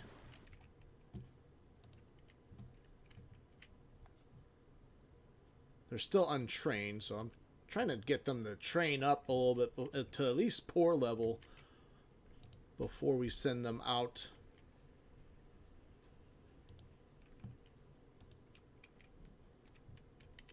Let's see if we can't get Jeb Stewart on the move.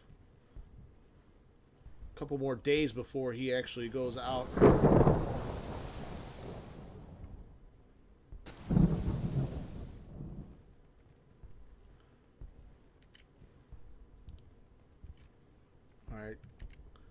He's on the move, but it is deep into winter time.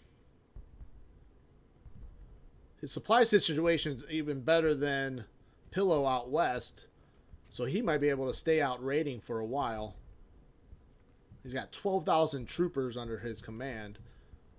Confederacy is printing new notes.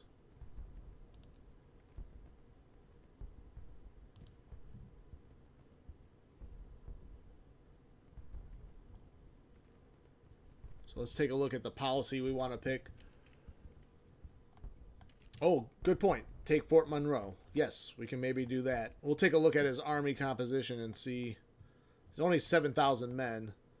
Maybe we can pull some troops from the 130,000 men in Maryland to help take Fort Monroe. I think I want to do bounties.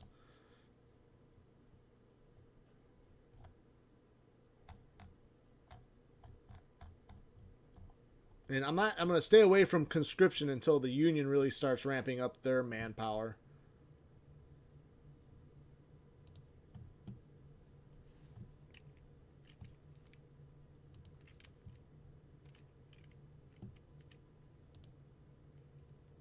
All right, so who do we want to pull out?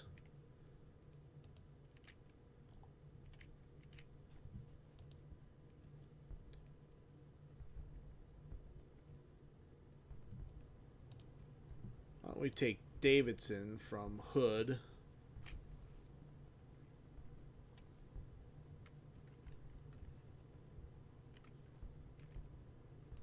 Actually, we'd probably be better off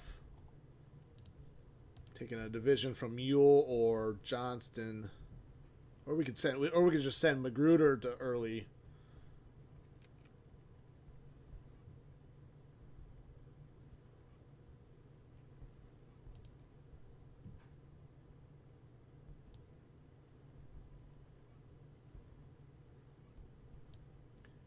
I'm hesitant to take any men away from Ewell because he's kind of guarding that front line at Elkton in front of Philadelphia.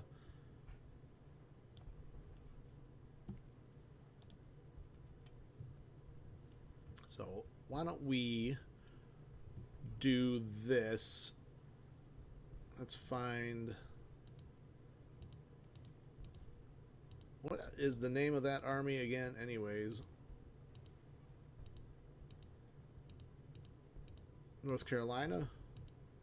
Yeah.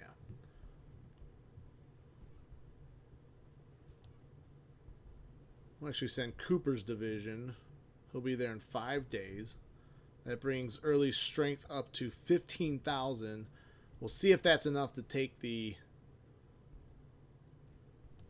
Fort Monroe. 250 men at Fort Monroe.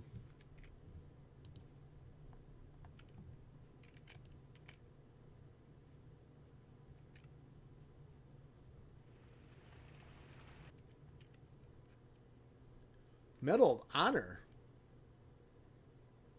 News from the front lines, reviewed carefully by citizenship, and the nature of the news has an impact on the support for the war effort. Medals for the Army and Navy. Public Resolution 82 signed.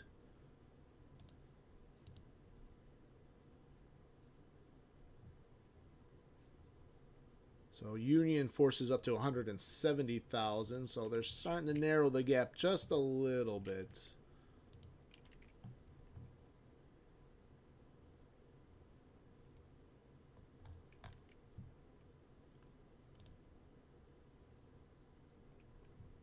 All right, still 4 more days. All right, let's see how our rating is going. Still hasn't really gotten to the bridge yet.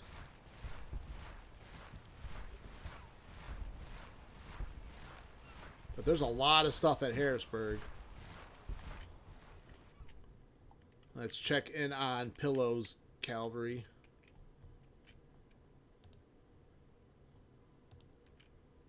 He has not yet reached Vandalia. You can see Salem already increasing a bunch of material already reaching Salem, but that's going to jack up prices in the Union for those goods.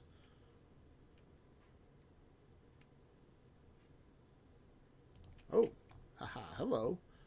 Department of the West, I see you now. So Canty under threat.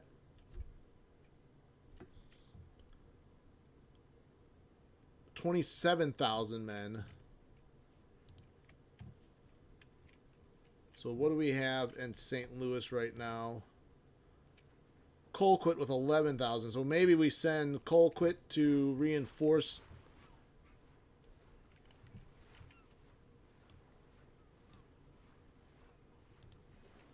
Canty at Cairo.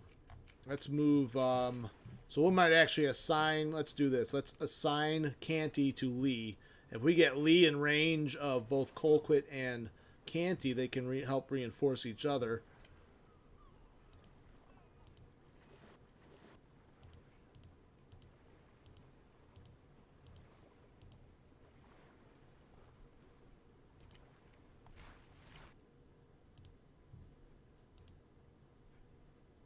So let's transfer Canty.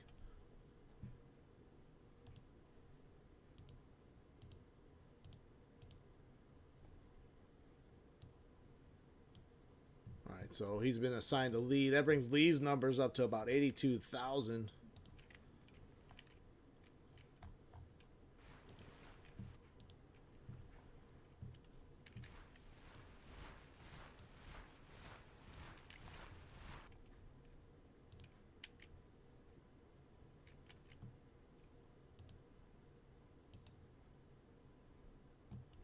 Alright, let's see the movements. Let's see if the department... Yeah, they're coming straight at Cairo.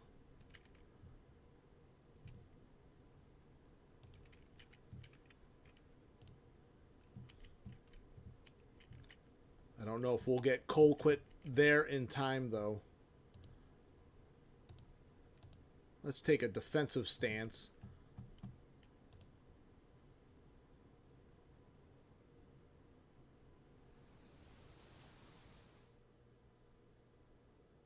Yep. So they will engage at outside of Cairo.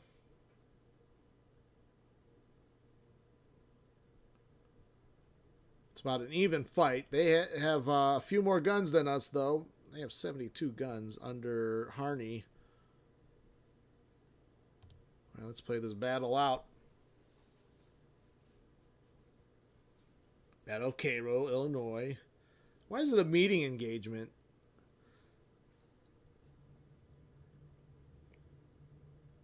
It feels like it shouldn't be. I should be on the defensive. I set a defensive stance.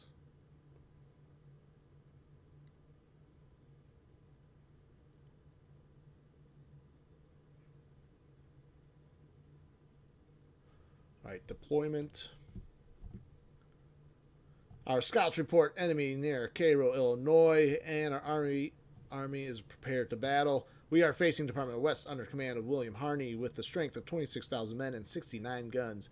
The enemy army is green. The morale is reported eager. Our supply state of the army is outstanding. Our training is poor. So it's not the worst, but Canty has seen some action. These guys have seen action. They are veterans. Engineering points are only 19. We are on the defensive, though.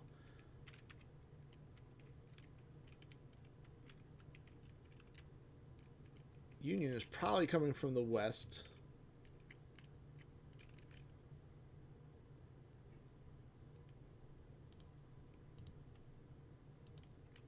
Must whip them. Cairo can't return to the Yankee. No, cannot. So we've given 2 victory objectives, though, with close together too. So I don't have to split up my. I could stay around here without splitting up the army that much. Now that means we'll have to wait for them to arrive. I mean, the other thing, we can have a more forward position, but that gives, I would feel that gives them an opportunity to flank.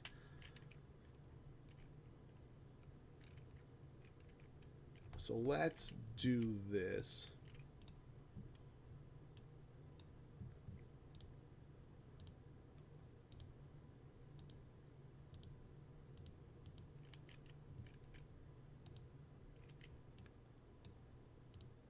Detach our cavalry.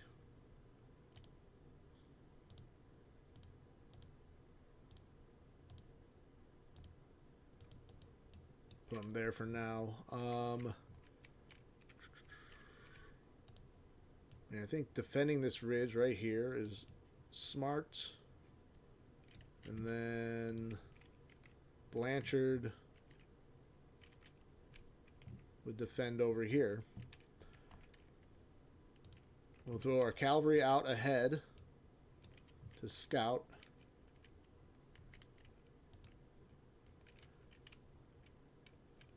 I don't see the roads. There's not very much in the north. There's not much east-west roads. We control this entry point. They could come this way. I guess we can put the cavalry over here.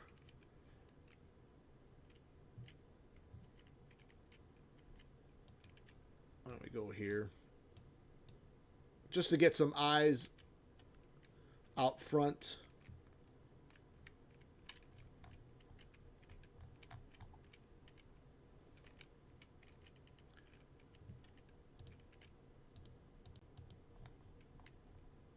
Thought that was a unit. Okay.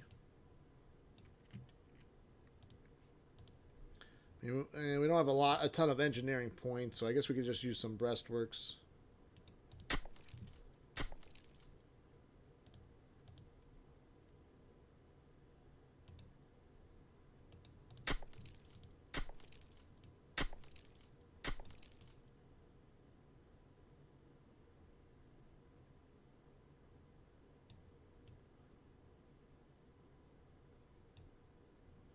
Those are 12-pound guns.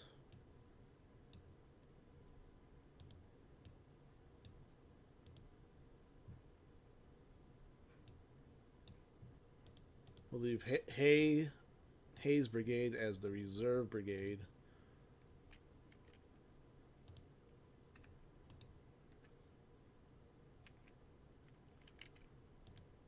All right, I think the left. I think we'll do that on the left. I might spread McCown out a little bit. Because I think the main attack will come from our left.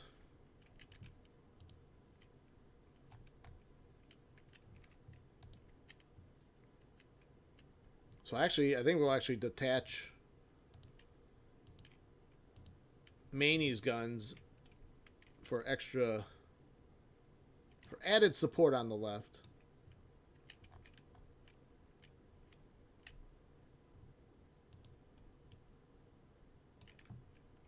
There we go. That's a nice field of fire right there. We should. I want to keep these guys in a more defensive position. Manny's a horse artillery battalion. He can move quickly.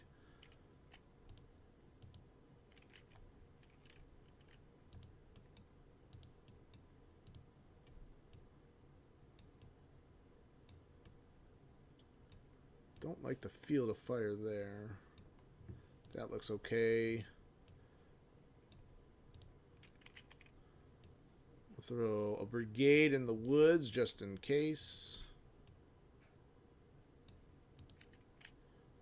Actually, let's stretch this out a little bit. 11. Still have 11 engineering points. Beans, beans, more beans, and bullets. Guns and butter. Welcome, Roseannadanna.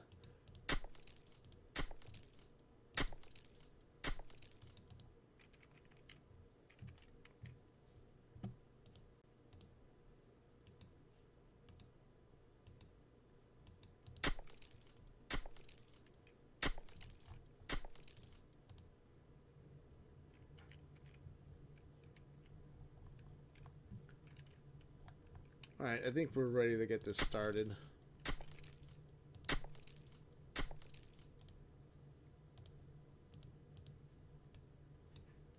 Throw a skirmish line in the center there, in the woods, the Hunts Ridge Woods.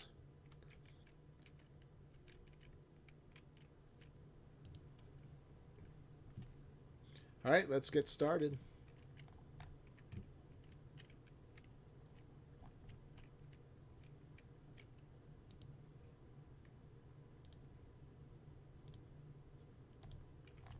Let's throw some scouts out.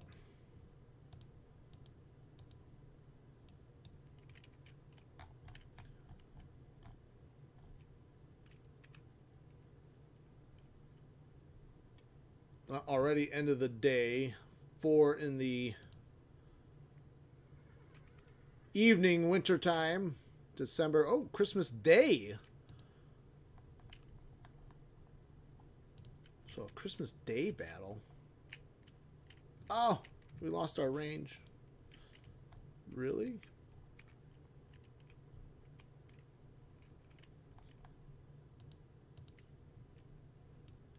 Oh, that's fine. I guess that's fine.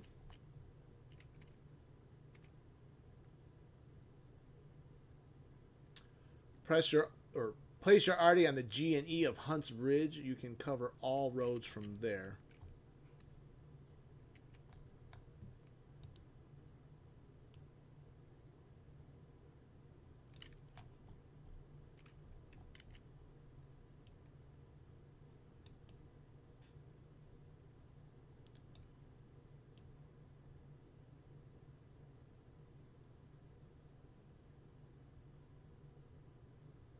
All right, there you go.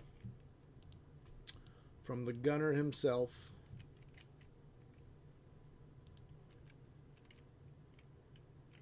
Don't forget the grits, goobers, and hardtack.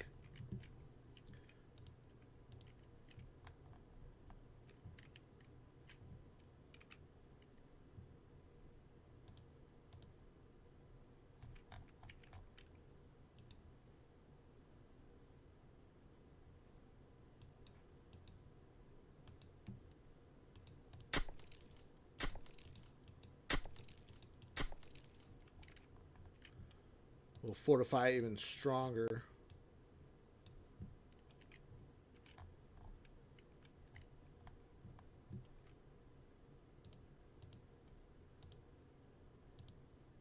All right, let's just get this battle going.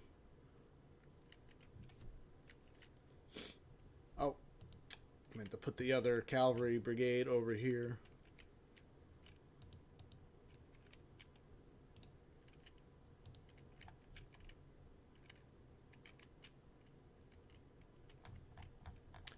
It is 5 degrees.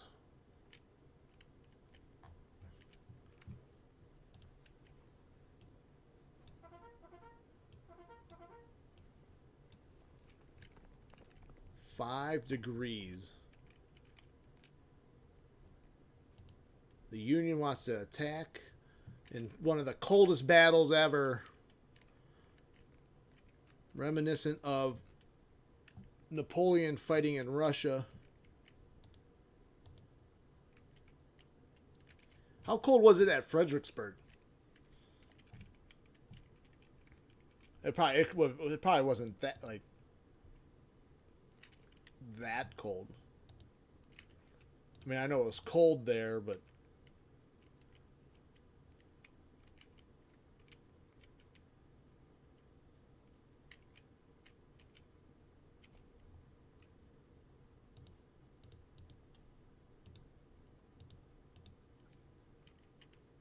oh yeah, 101st at Bastogne.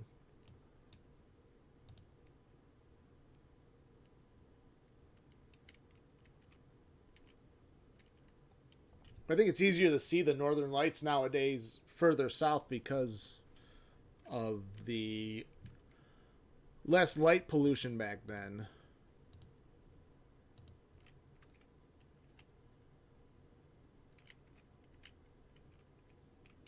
So I don't think the Union redeployed any closer than they had originally.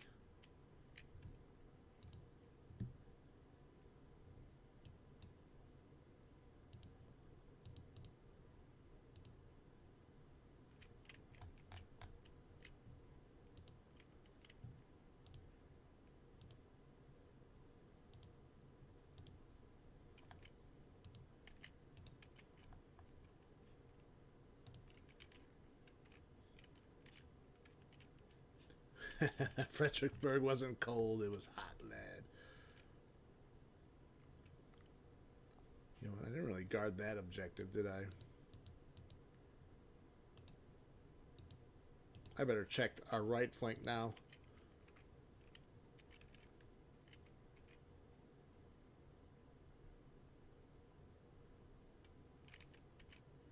I mean, they could have taken this path. Now that entry point is still on. There we go. They are spotted.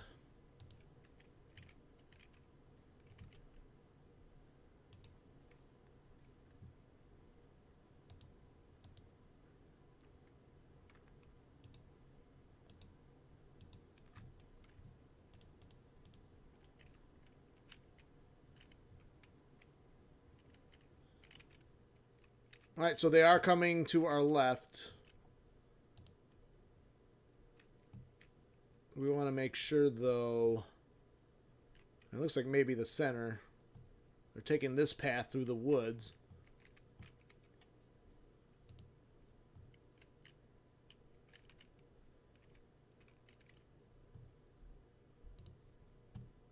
Do I have them on scout mode? I have set to evade, and I do have scouts deployed.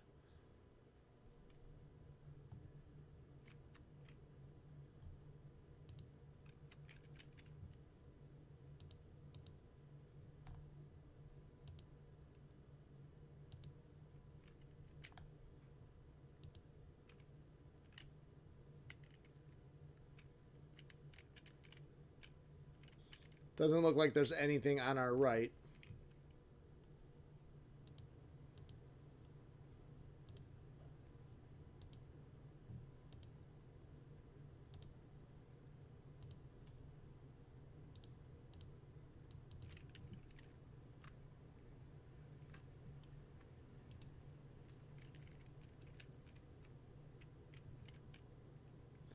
Well, if he's cut off, then we'll just keep him in their rear.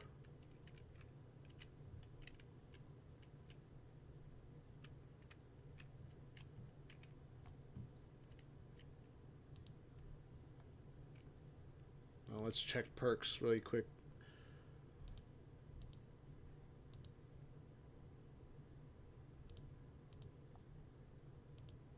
Alright, so Posey and Archer had perks.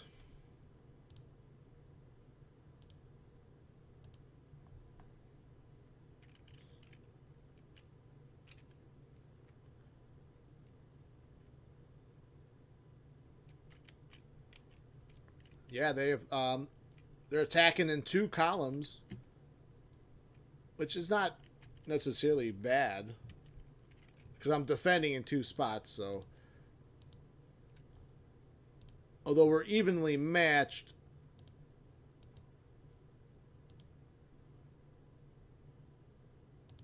we'll see if we take the offensive after things get really started.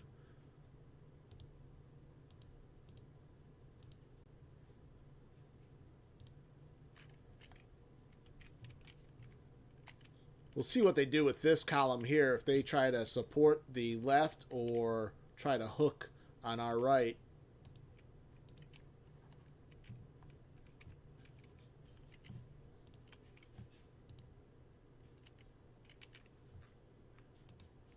It doesn't look like... It looks like...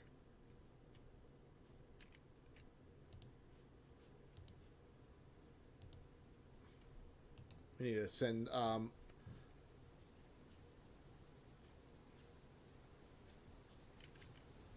Was it raining? It's snowing. Snowstorm. Oh, that's the first time I've heard that snowstorm sound. I'm like, what is that sound?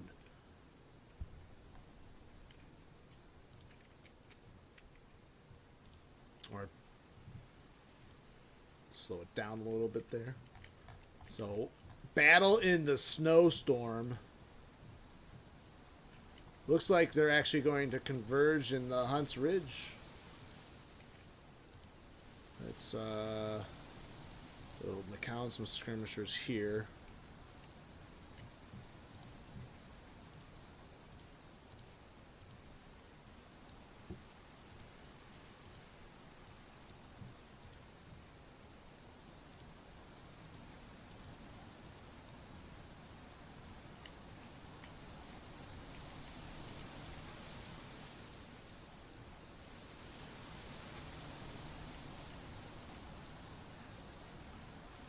You think the eastern rail right here?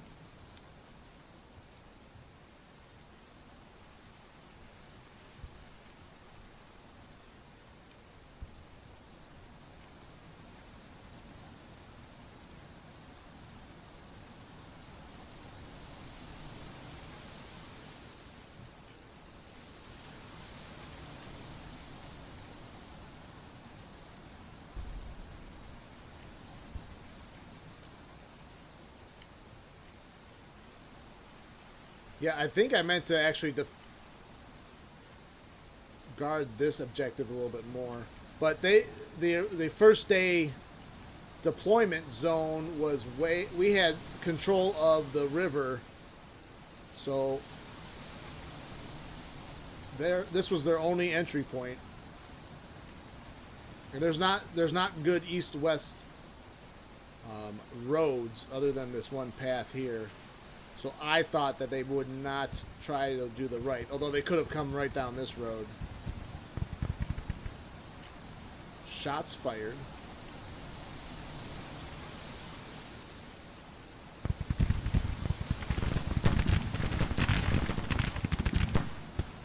Apparently we're outranged with our rifles, with our muskets.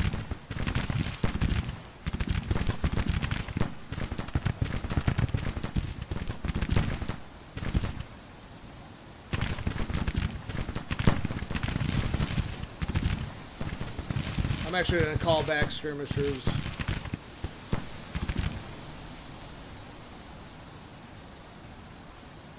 Let them come out into the open.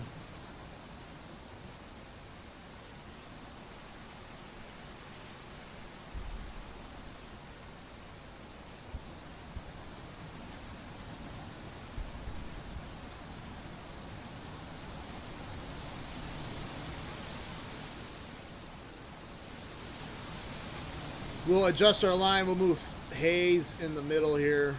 Try to link up with Stevenson.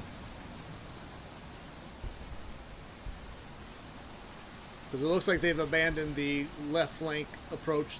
Saw how dug in we were here.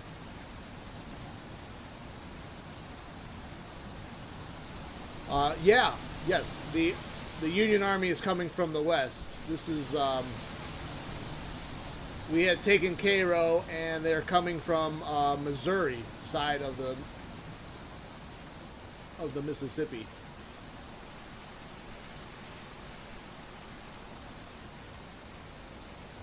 Yeah, this should be an east-west rail line.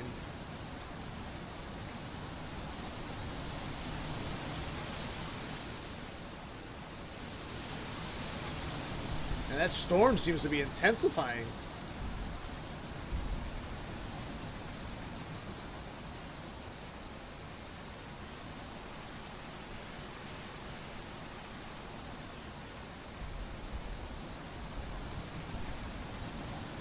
Let's bushwhack these marching Union troops.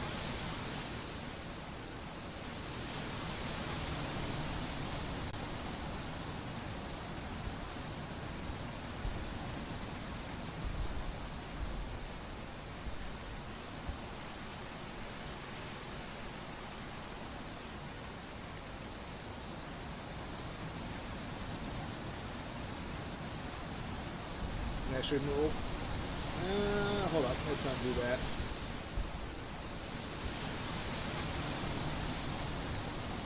The Union advance does seem to be a little gingerly in this snowstorm.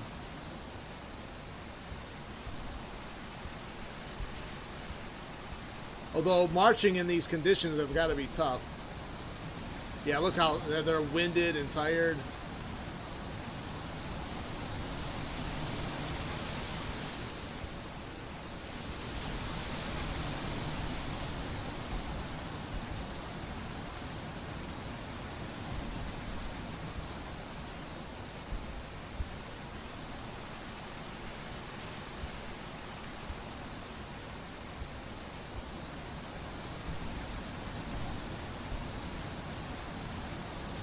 Right, I'm sitting put. If this goes, if they can't form an attack, That's almost too loud.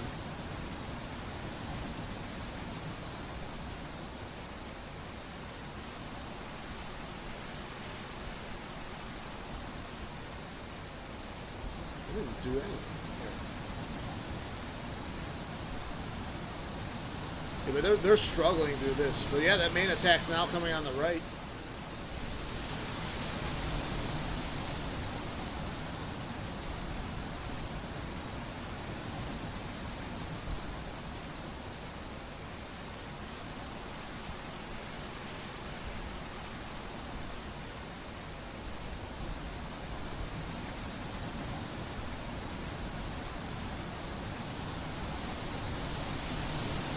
Is there weather volume? Snowstorm intensifies. Wow. Okay. We got the point. There's a major snowstorm.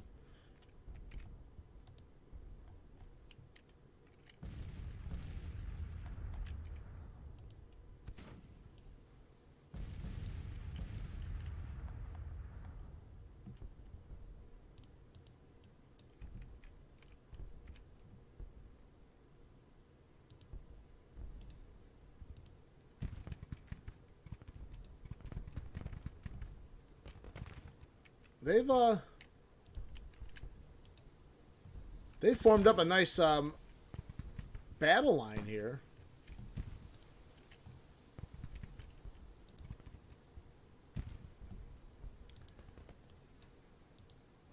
I am going to have to link up. We'll abandon this left, I guess. Well, let's at least march one brigade from Buchanan or Blanchard. As you can see that they'll outnumber us here on our right.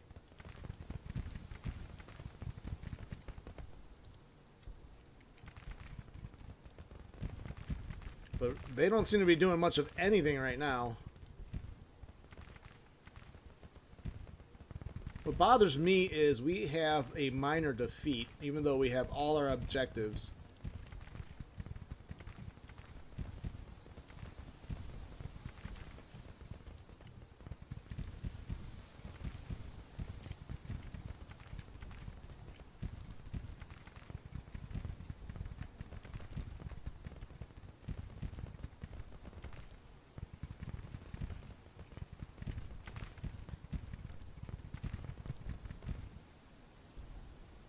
So next day,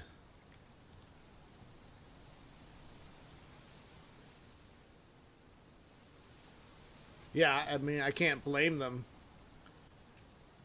I mean, did you hear that storm?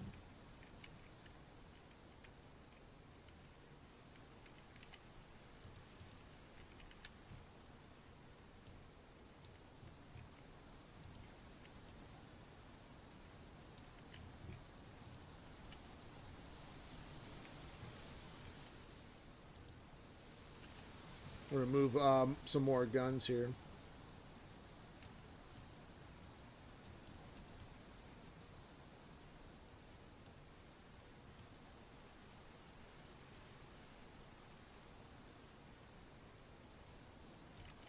Let's see, what's the... No, that's not...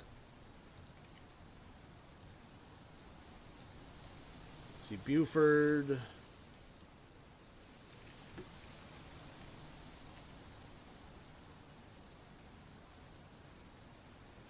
Yeah, yeah, that was the first time I heard the snowstorm.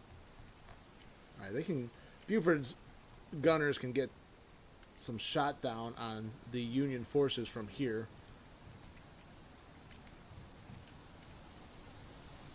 Let's entrench even more. If this is the way they want to come.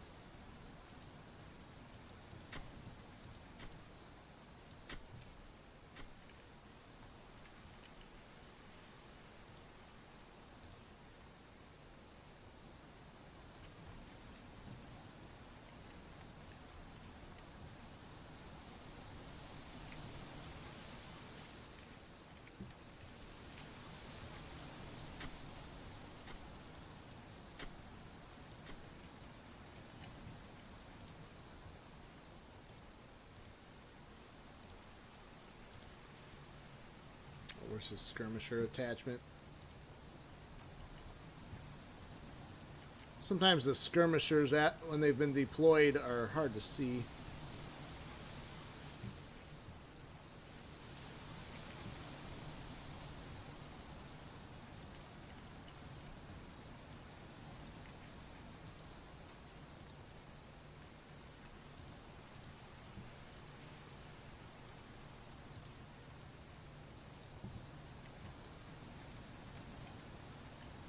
I don't really have a reserve, which I don't like.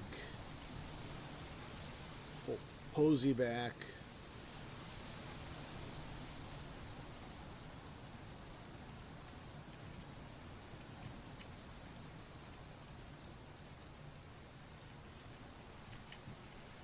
Still a snowstorm on the next day, so really bad weather. Union picked a really bad time to attack Cairo.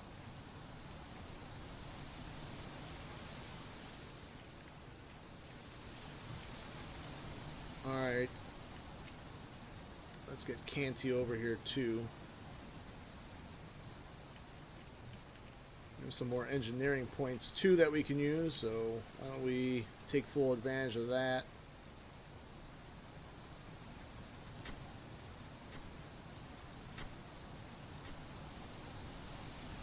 Alright, we've used them all. Yeah, there. I just ordered them over. In deployment phase, you in the second day deployment phase, you can't. You still have to issue them orders to travel to the area. So, in the original deployment phase, you can alt right click, and they'll pop right in where you want them.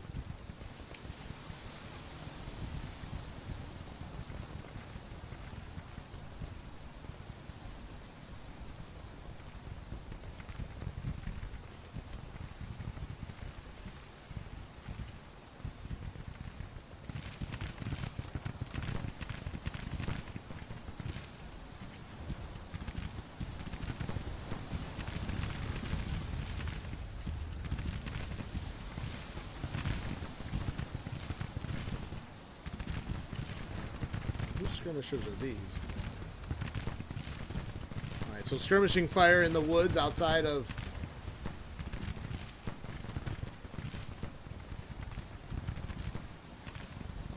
our defensive position.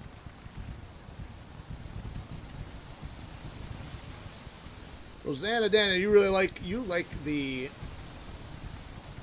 special coffee, the gourmet coffee connoisseur.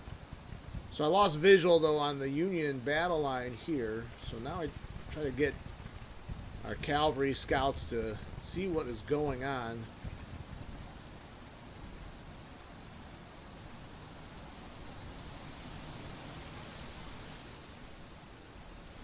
Are they reattached?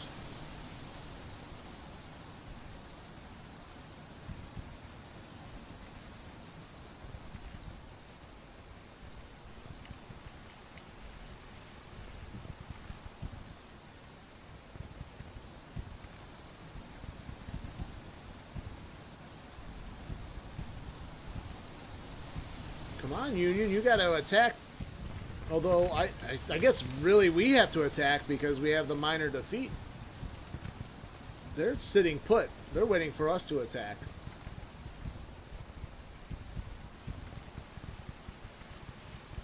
I know. Did you eat paint chips as a kid?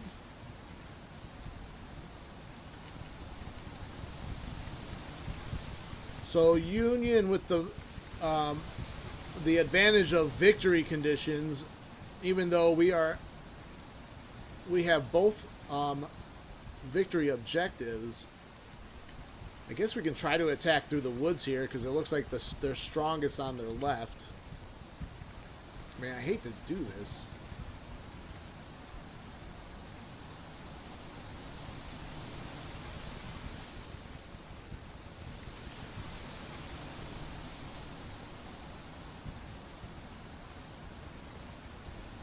Maybe we'll try to push on our left in the woods.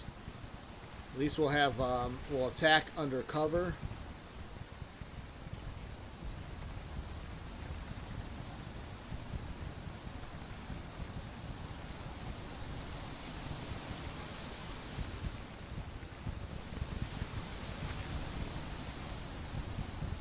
Let's see if we can turn that snowstorm off again.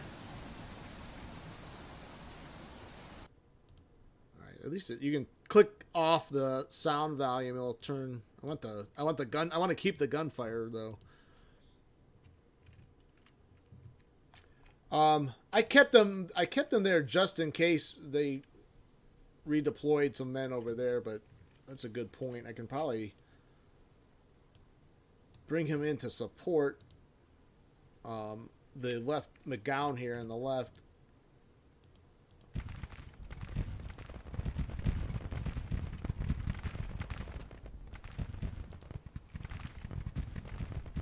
It's going to be a while before he gets going.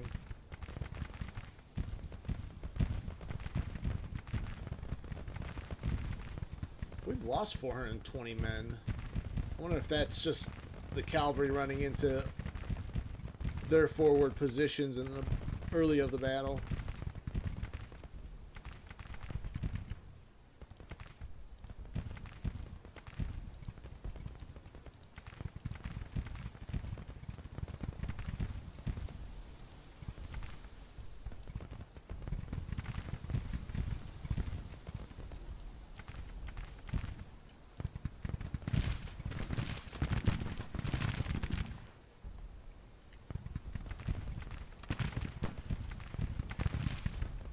Looks like they might be adjusting to our left.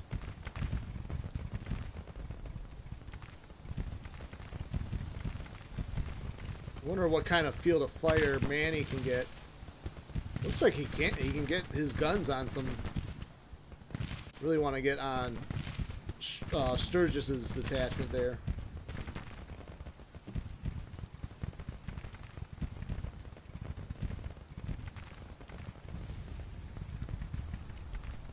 Got Harrison involved on the extreme flank. So we've enticed the Union to actually start moving forward, which I think is to our benefit. Why is Archer cockeyed there?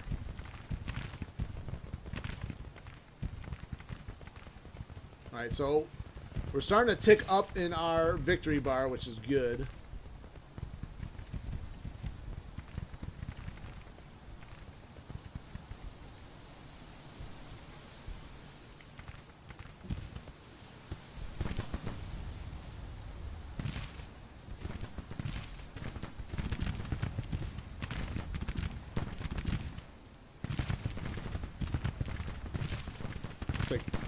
Okay, we adjusted Posey's skirmishers. They were flanked there for a second. You can tell some of the Union men are still tired. Although Hayes' detachment is immediately broken.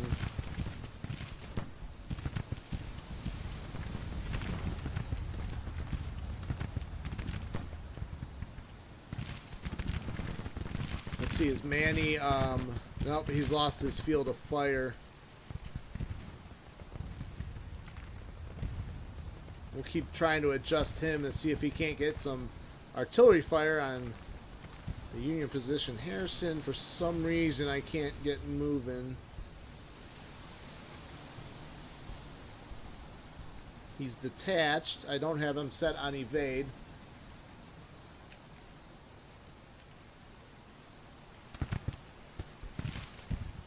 Right, McGowan's going to address these skirmishers.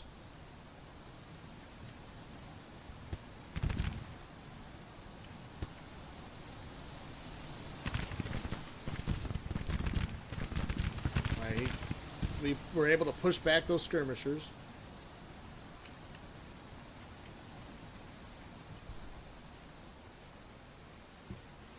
Yeah, Harrison. This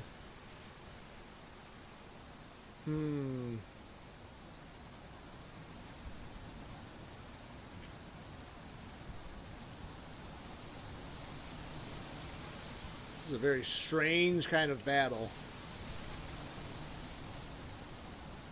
They're trying to move their artillery here in the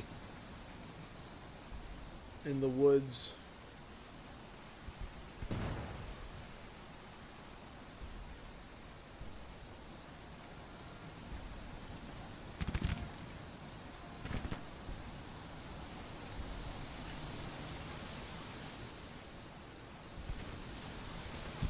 They're starting to open fire on us.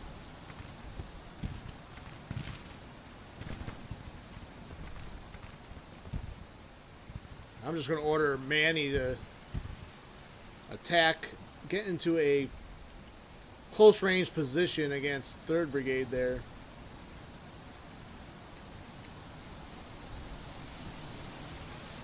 I don't know what Posey is doing.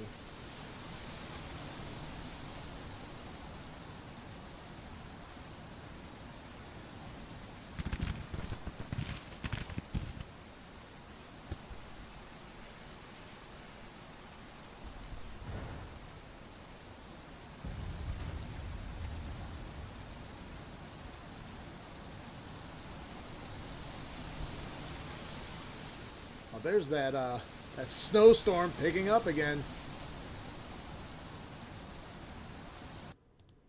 All right, there we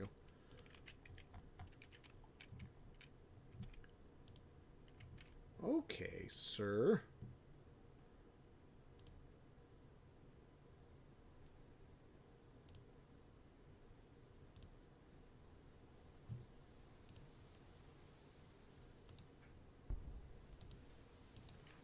Let's see what we can do with Harrison's Cavalry Brigade.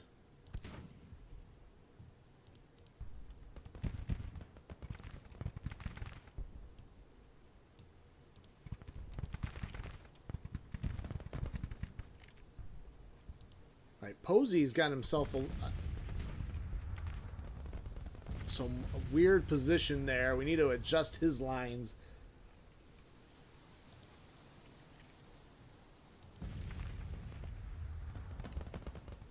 So we're back to minor victory. So that is going to have to entice the... Do I not have him set as invade? I do not.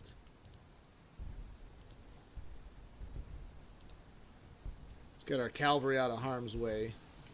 Although Pender's guns can hold this infantry down, hopefully.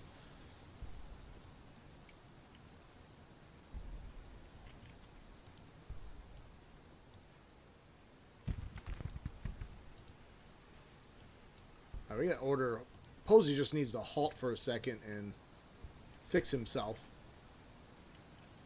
Yeah, he is being a little sketchy. I don't know if I just gave wrong orders out. Probably user error. Union starting to look like they're forming up for an attack. We really need to get Posey to straighten out that line.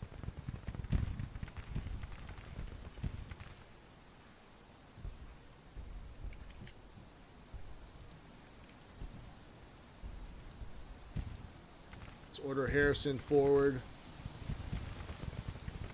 Now we can order McCown to... We can strike Sturgis from both sides. If we can get Manny's guns to start opening fire, we can maybe break that far left. Posey.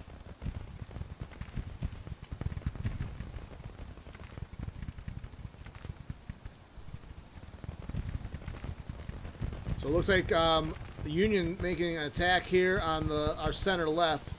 Harrison is forced back though.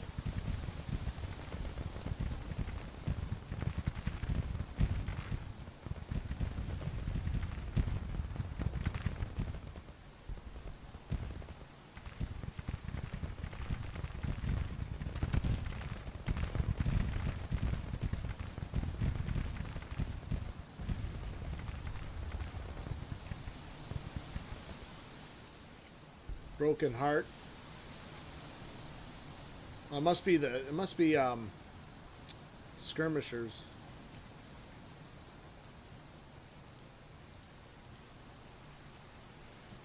He's disrupted. Oh, maybe that's part of the problem, is his cohesion is disrupted.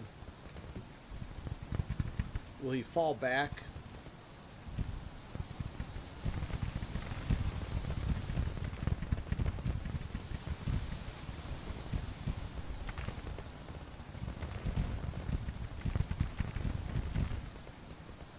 See if we can get skirmishers on the flank there. McCown, so now McCown's engaged with Sturgis.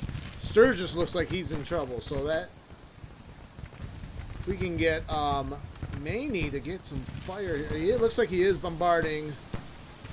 Sturgis is wavering. Can't use Harrison that much because he's been kind of rattled. Dismount, Harris.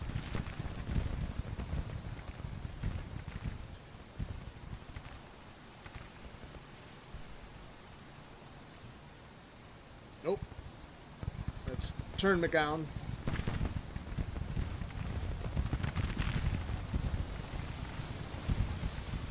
For some reason before I couldn't dismount.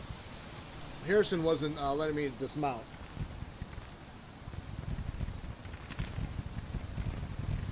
Alright, so maybe if we can get Posey to regroup. Although you can see some of the Union falling back already. And we've managed to inflict 1,100, probably mostly off the Sturgis.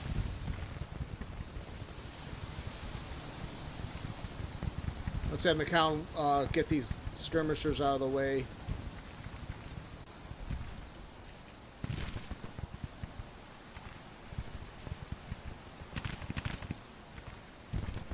Actually, let's halt him there. Alright, so Posey is now tired. That kind of hurts our left flank there.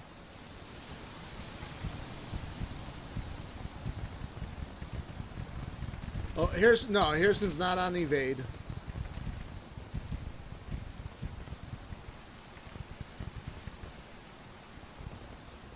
I wonder if maybe we should pull Gardiner off from the right, peel him off.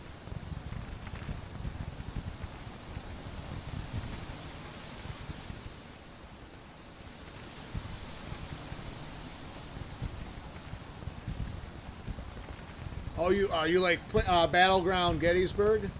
Love that. I love the Talonsoft, the old Talonsoft games.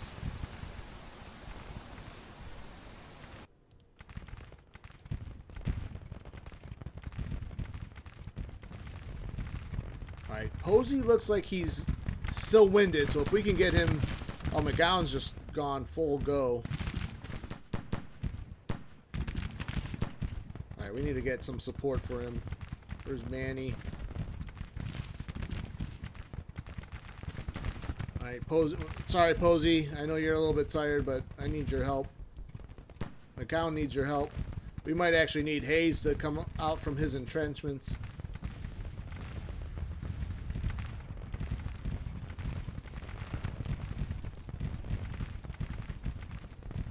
Alright, Harrison's now stable. If we can get a little bit more improvement on that condition. Got a perk.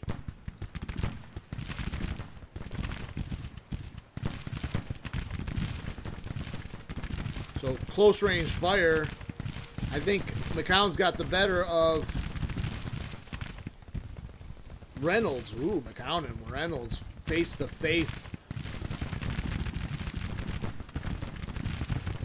Posey has arrived with support.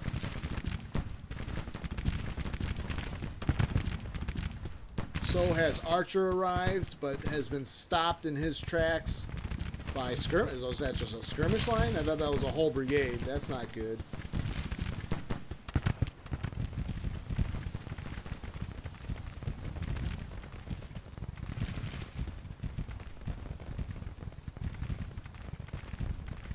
I guess we'll leave our entrenchments. Let's call on Stevenson. Coleman will move forward.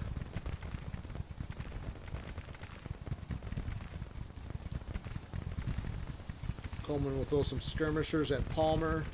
He's got his attention. Alright. We should be getting some flank fire on Reynolds, but I don't see that indicated. Although McCown is holding his own. He is starting to suffer some heavier casualties. Hopefully these routing skirmishers will rattle.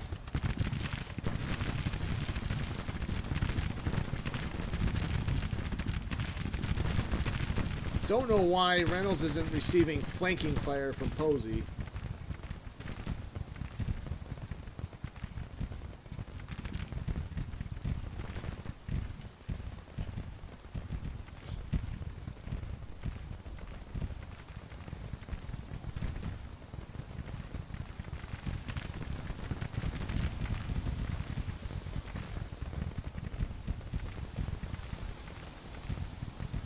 So casualties are about even.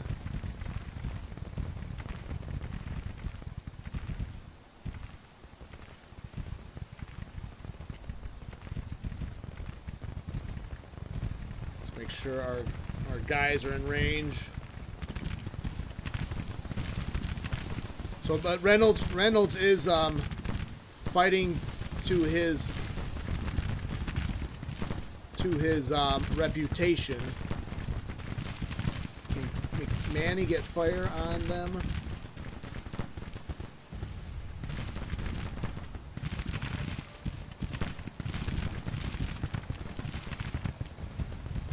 Posey's engaged. He's still not completely firing. There we go. We finally broke Reynolds. So there we go.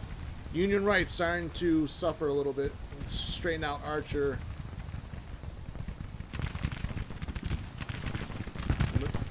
As the Missouri Brigade now runs into Hayes and Archer.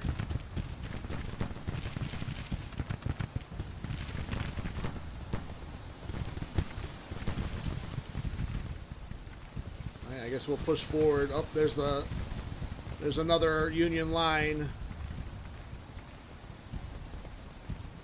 They have some skirmishers there too, holding the extreme right of their position.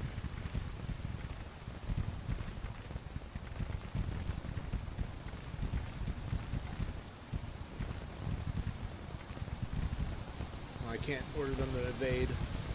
So the Union did leave this position right there, guarding against my cavalry.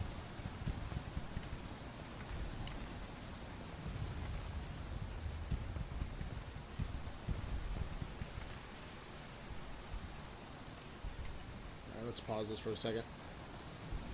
We need to get Lillipug out of there.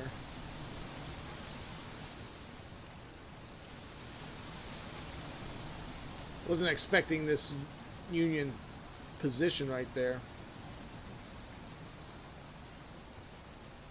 Let's send Ruggles. Since they're just sitting right there, I'm going to send Ruggles on Ward's brigade there.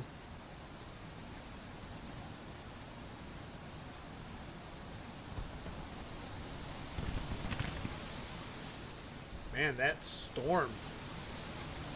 It's starting to warm up though, 21 degrees.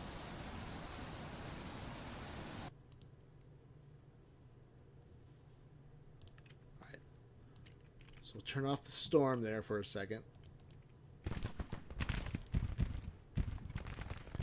We finally managed to get some control out of Posey.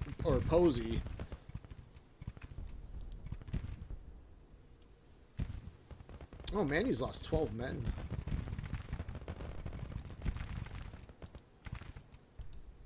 Let's have McCown get rid of these skirmishers.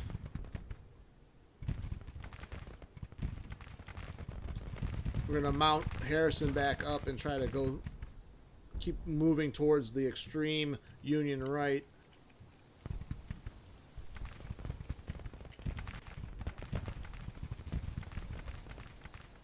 So we're going to try to hit Ward, though, with Ruggles and Coleman.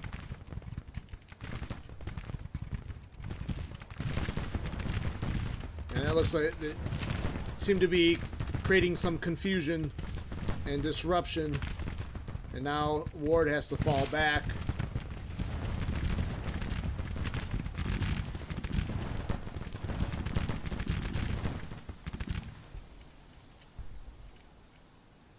Are you talking about these guns right here? Let's see if we can get Posey to take them. Manny's wavering. Harrison's still kind of rattled. We need to move Archer and support too. So Archer and Hayes. But we should be able to get those guns. Although it looks like the Union's got a brigade coming to defend. The 2nd Brigade, although they look extremely tired and worn out.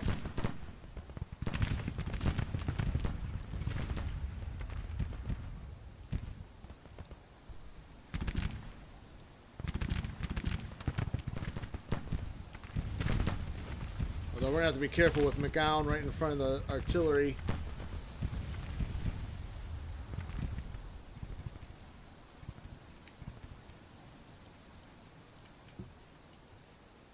Actually, we should probably... There we go. If we move Pender, he can fire on these troops, holding them at bay. I don't think he was getting much. I think he was just bombarding these units right here.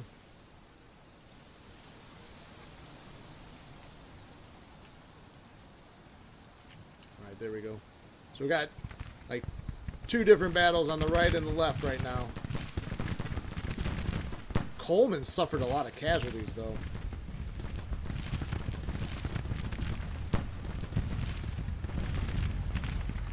Why don't we get Gardner? He might need to relieve Coleman, because it looks like the Union's concentrating all their power on Coleman right there. I'm surprised the Union line is still remaining kind of stable. I'm kind of surprised to see all this right here. We might be in a little bit of trouble.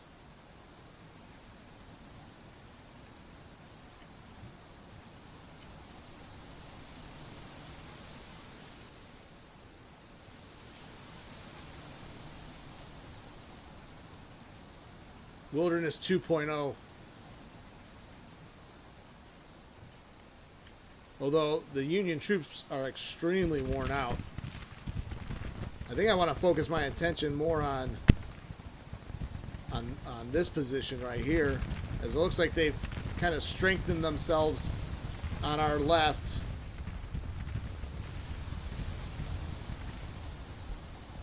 So I got Posey kind of falling back.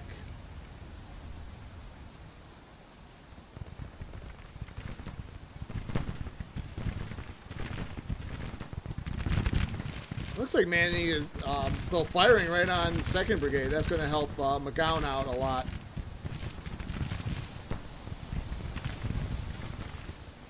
And that's good. 3rd Brigade, I think that was Ward, is broken. We need to get Stevenson to support more Coleman's brigade. See if we can get Hayes over. Actually, that might be a bad idea. That'll give his flank over here. We'll be careful of that. Archer's getting hit from the flank, so we need to adjust his line.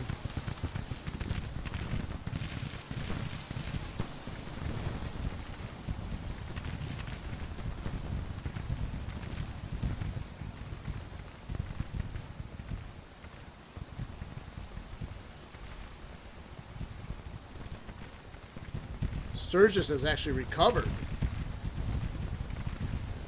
Oh, Coleman broke, but we got Gardner coming in to support.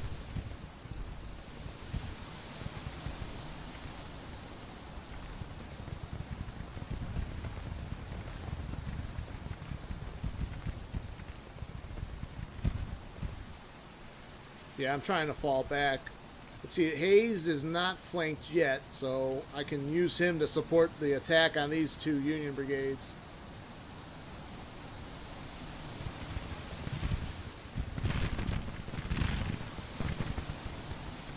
And Ruggles has got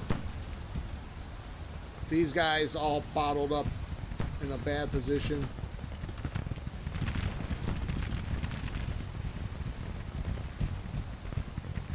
If I moved Buford up, can he get into a good firing position? So Manny's helped McGowan force back this Union position. Although, McGowan's starting to waver. He needs to fall back. Yeah, those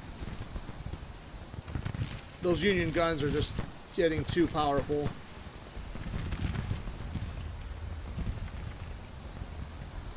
Let's see if they can fall back and go to... McGowan's broken. I let him receive the fire too much.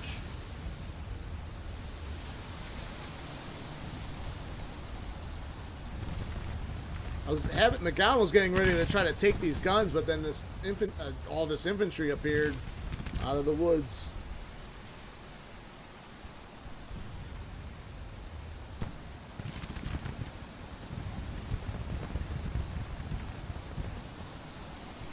Well, they're up to almost 5,000 in casualties. Maney is wounded.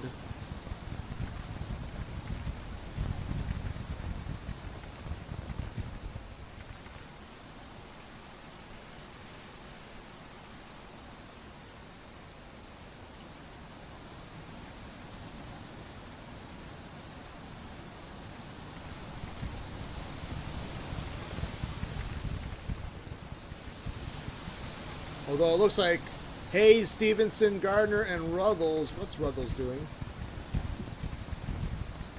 Really, Ruggles? Really? What's those guns?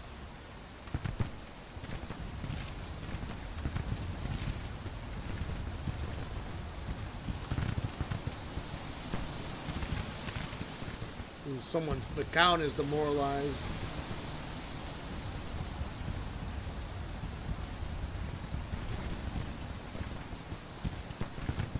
See if we can't get those guns.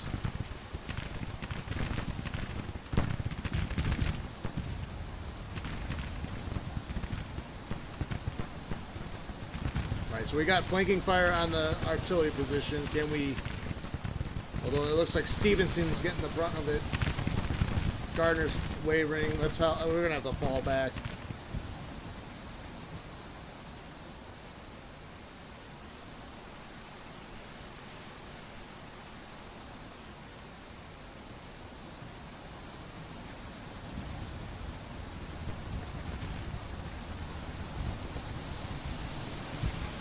Not before Gardner broke.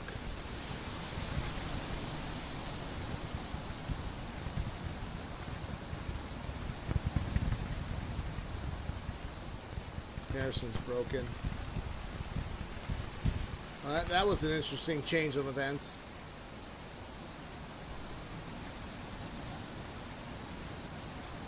Although it looks like Milroy is broken himself in pursuit of Archer and Posey.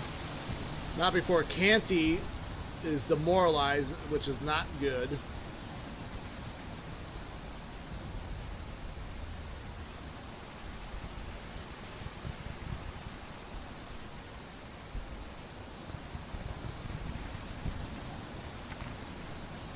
Yeah, McCown is completely demoralized.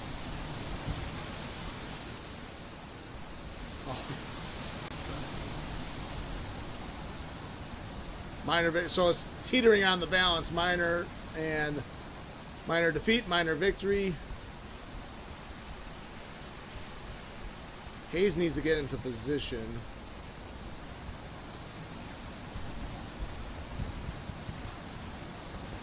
With Blanchard to try to rally. Blanchard's going to try to come to the rescue and rally everyone.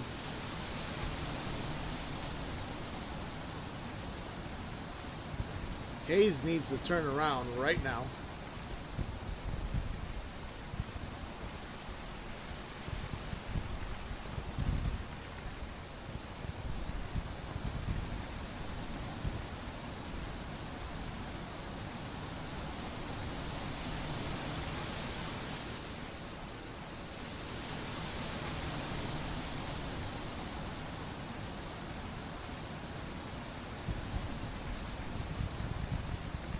I thought I was rallying them.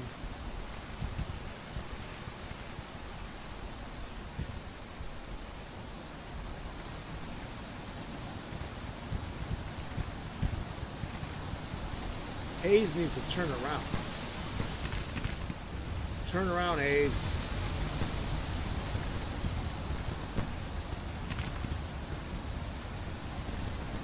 There you go. There you go. Ah!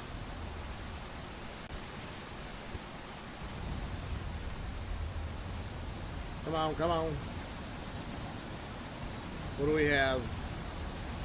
Stevenson.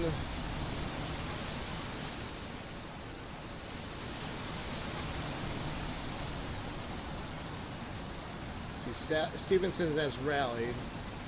I might have to have these guns fall back.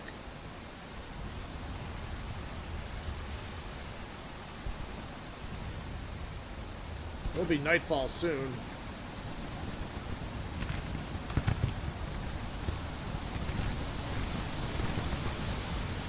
See if Buford's guns can break this Union brigade.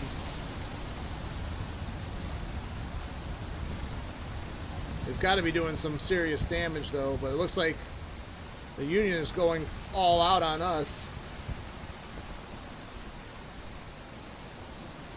Casualties about even. We might be able to break might be able to break this 2nd Brigade of the Union line.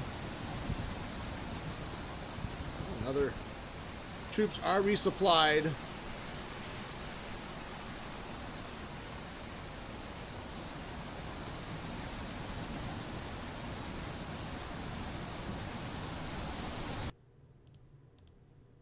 Alright, so the snowstorm should be over. Let's see what our situation is here.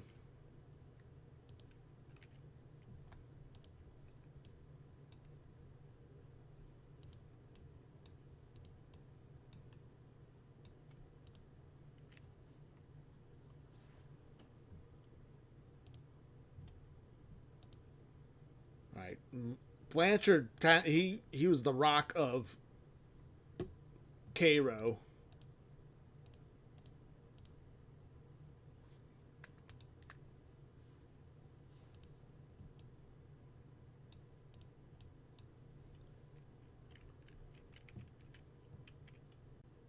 But they managed to dislodge us from our entrenched position.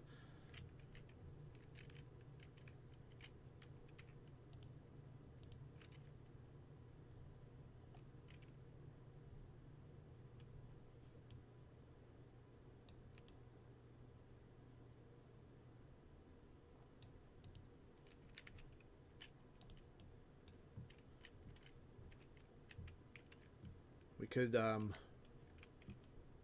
send back here. Let's do this. All right, Blanchard. See, McCown is pretty beaten down. Hayes is a little bit better. Posey's still pretty decent. So Posey, Hayes, Archer.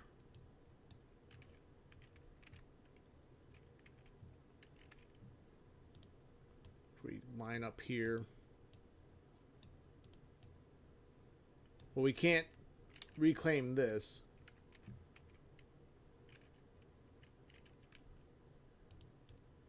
I mean, we can throw Harrison over here just to guard that. But I feel like they're just going to come straight through here again.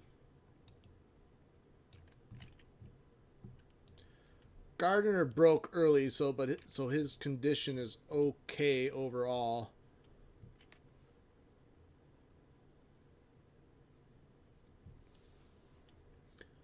This is the tricky situation because now they actually have the high ground here.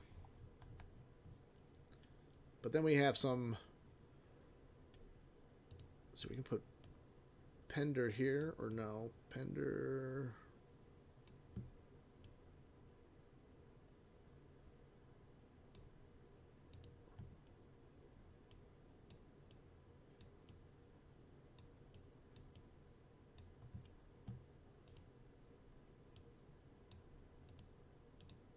Throw the cavalry on the far right.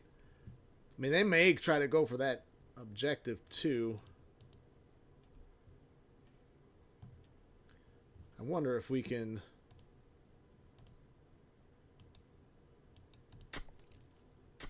Ooh, this might be good.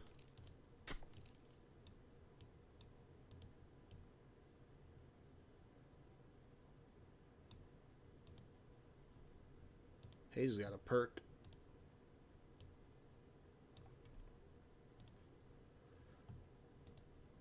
I'm going to throw Ruggles right here. Let's see if we can upgrade this. No, that was all of it.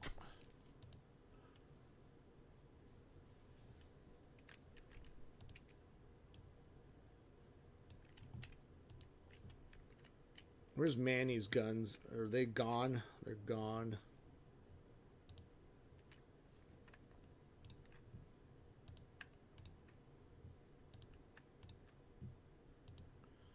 And keep McGowan in kind of a reserve.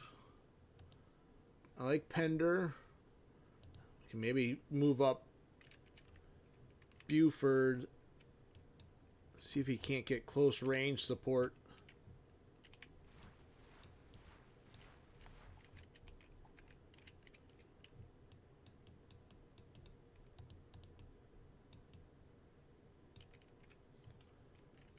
Alright, I think we're going to try this. Let's see what happens.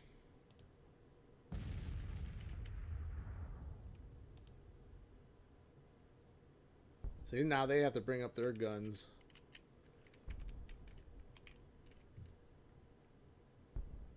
Victory bar has gone way in our favor because because we control the objectives. We're gaining more objective points and victory points.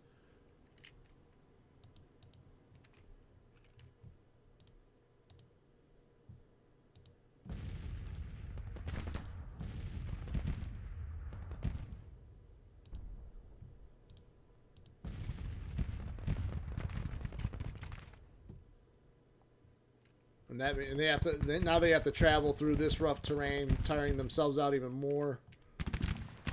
You can see they're all disorganized.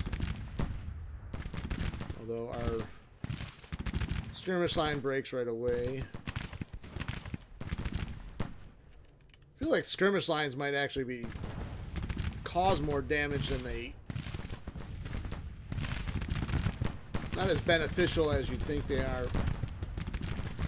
Oh, own casualties, 5,500.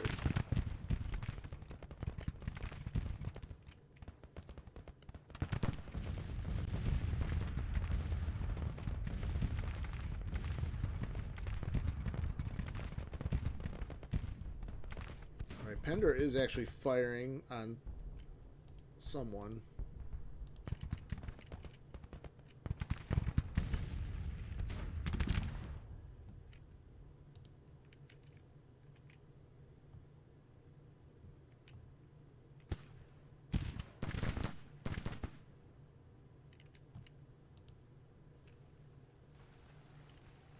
We've inflicted another 500 casualties on the Union. That's good. As Burnham is getting engaged with Stevenson. I wonder if we should try to hit Burnham from the flank with Ruggles. Because we know how well that worked last time.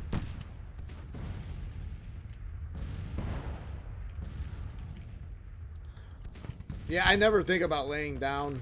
Lay who down?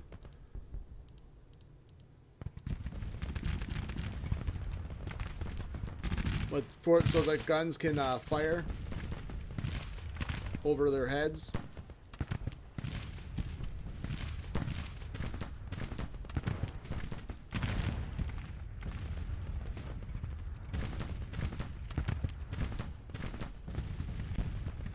He's getting some shots on. Lay them down on the breastworks. Oh, Stevenson just broke. That's awful.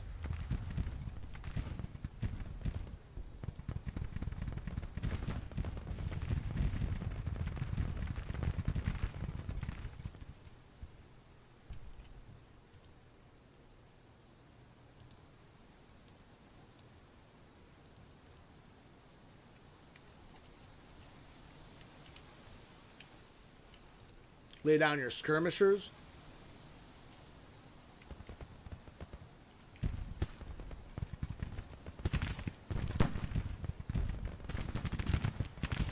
Let's see if we can get Posey to attack this flank here.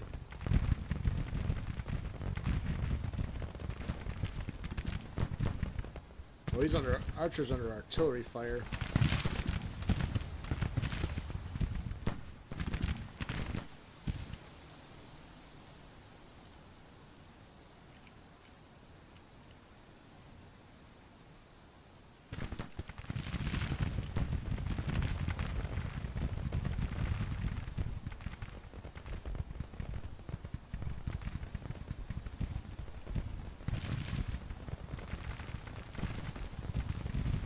Ruggles is firing on Burnham. I'm going to actually have him fall back.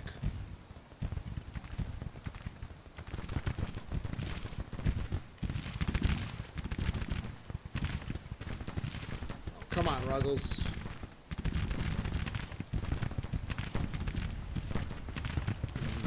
Not good.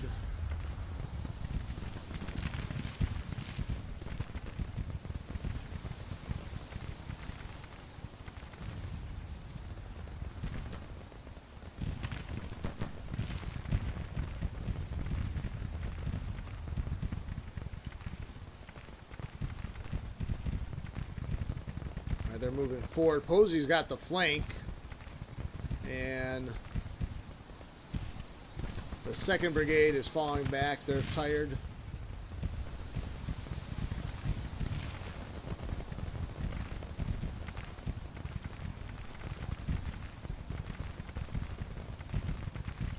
Let's try to get some support from the cavalry.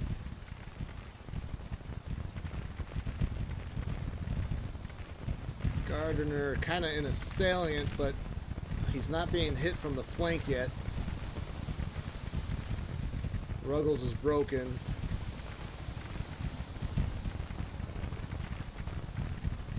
We'll have to use McGowan. Gardner's position's kind of making me nervous. Why couldn't he fall back? Really? Really?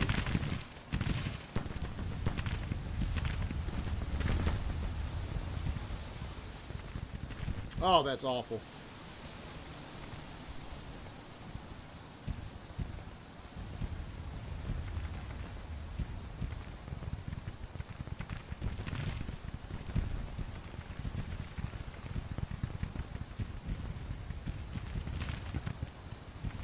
Yeah, they should be dismounted.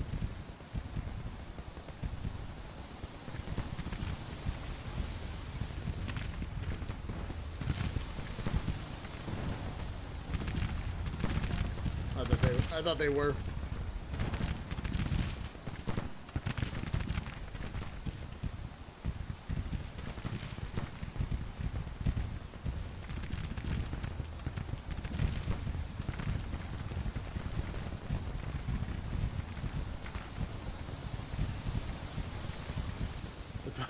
Yes, it is snowing again.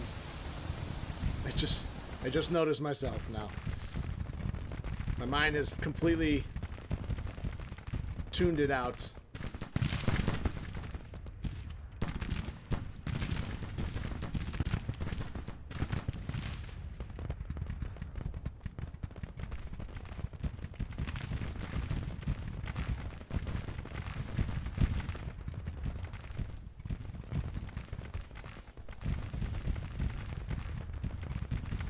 Trying to get it back, but oh, there we go.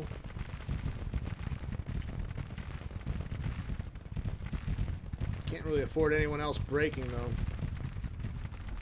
Archer's under artillery fire and suffering heavy casualties. He's probably the next one to break.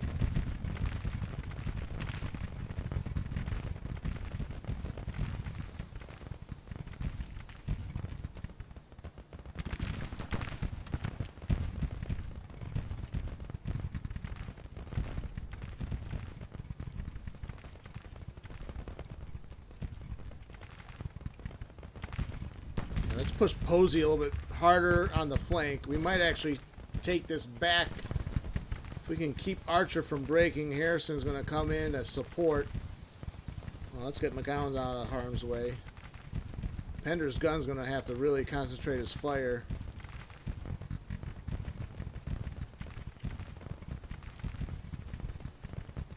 Archer's got to get fallen back and turn himself around, though.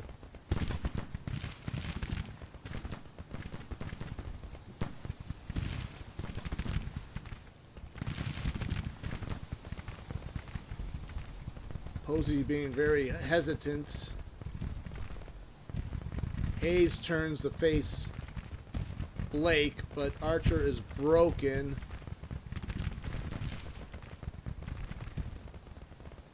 Union turns their attention on our cavalry detachment there. Harrison, though. Blake just gave us his flank.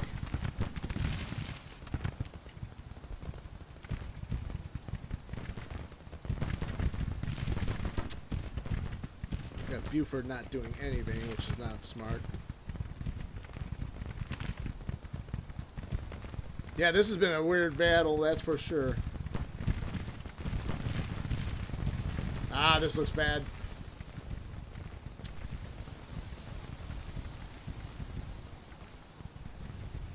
We're still in the middle here, but I don't have anything left.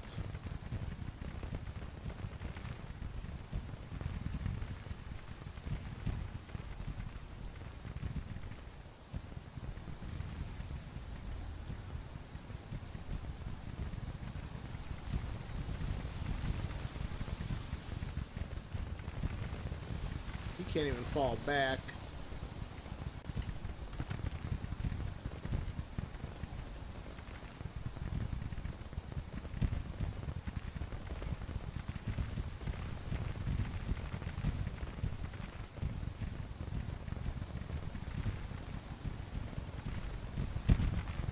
Yeah, we'll pull Posey back.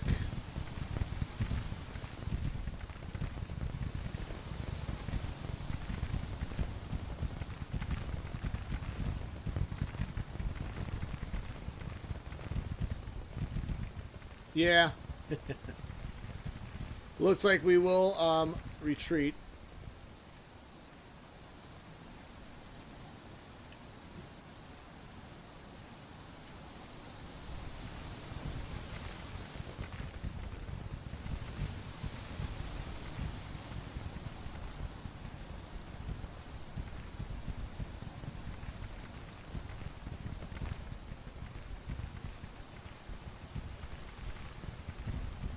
Doesn't look like they're pursuing very hard.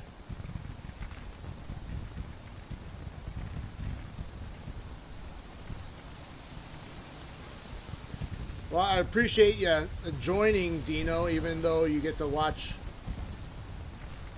my fall.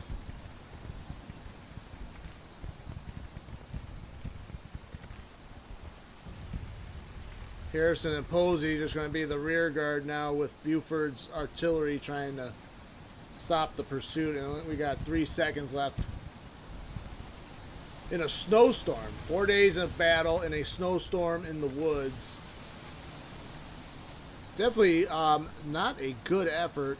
I really thought we had them, though. They were able to pull up their artillery and then all of a sudden form a third line of defense with artillery support. That stopped us dead in the tracks in the Hunts Ridge Woods.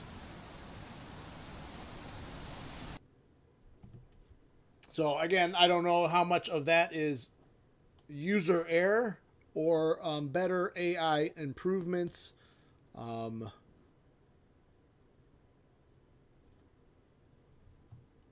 it was we almost had them retreating, and then they made a miraculous comeback. Yeah, but I'm going to be ending things here now anyways, because this has gone a little bit longer than I was planning, which is quite all right. It was, I do appreciate everyone joining. We'll pick this stream up probably, if not over the weekend, again, sometime early next week, Monday or Tuesday. We will see you on the next one. I do appreciate everyone's time. Yeah, those guns got me good. I was about to...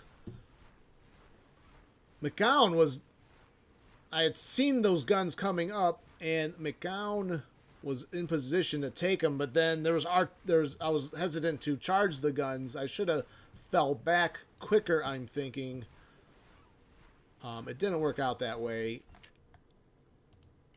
Although we have Colquitt coming down, not in time to reinforce, but he might be able to take Cairo back. I don't know if we want to do that in the wintertime, though. Maybe we can pull some men from the Army of Kentucky to help retake Cairo, as now I don't see that Union Army doing much of anything after retaking Cairo, even if he wants to try to move into western Kentucky and Tennessee. We can collapse down on him from both sides. I'm not too concerned. All right, thanks everyone. I will see you on the next one. Take care.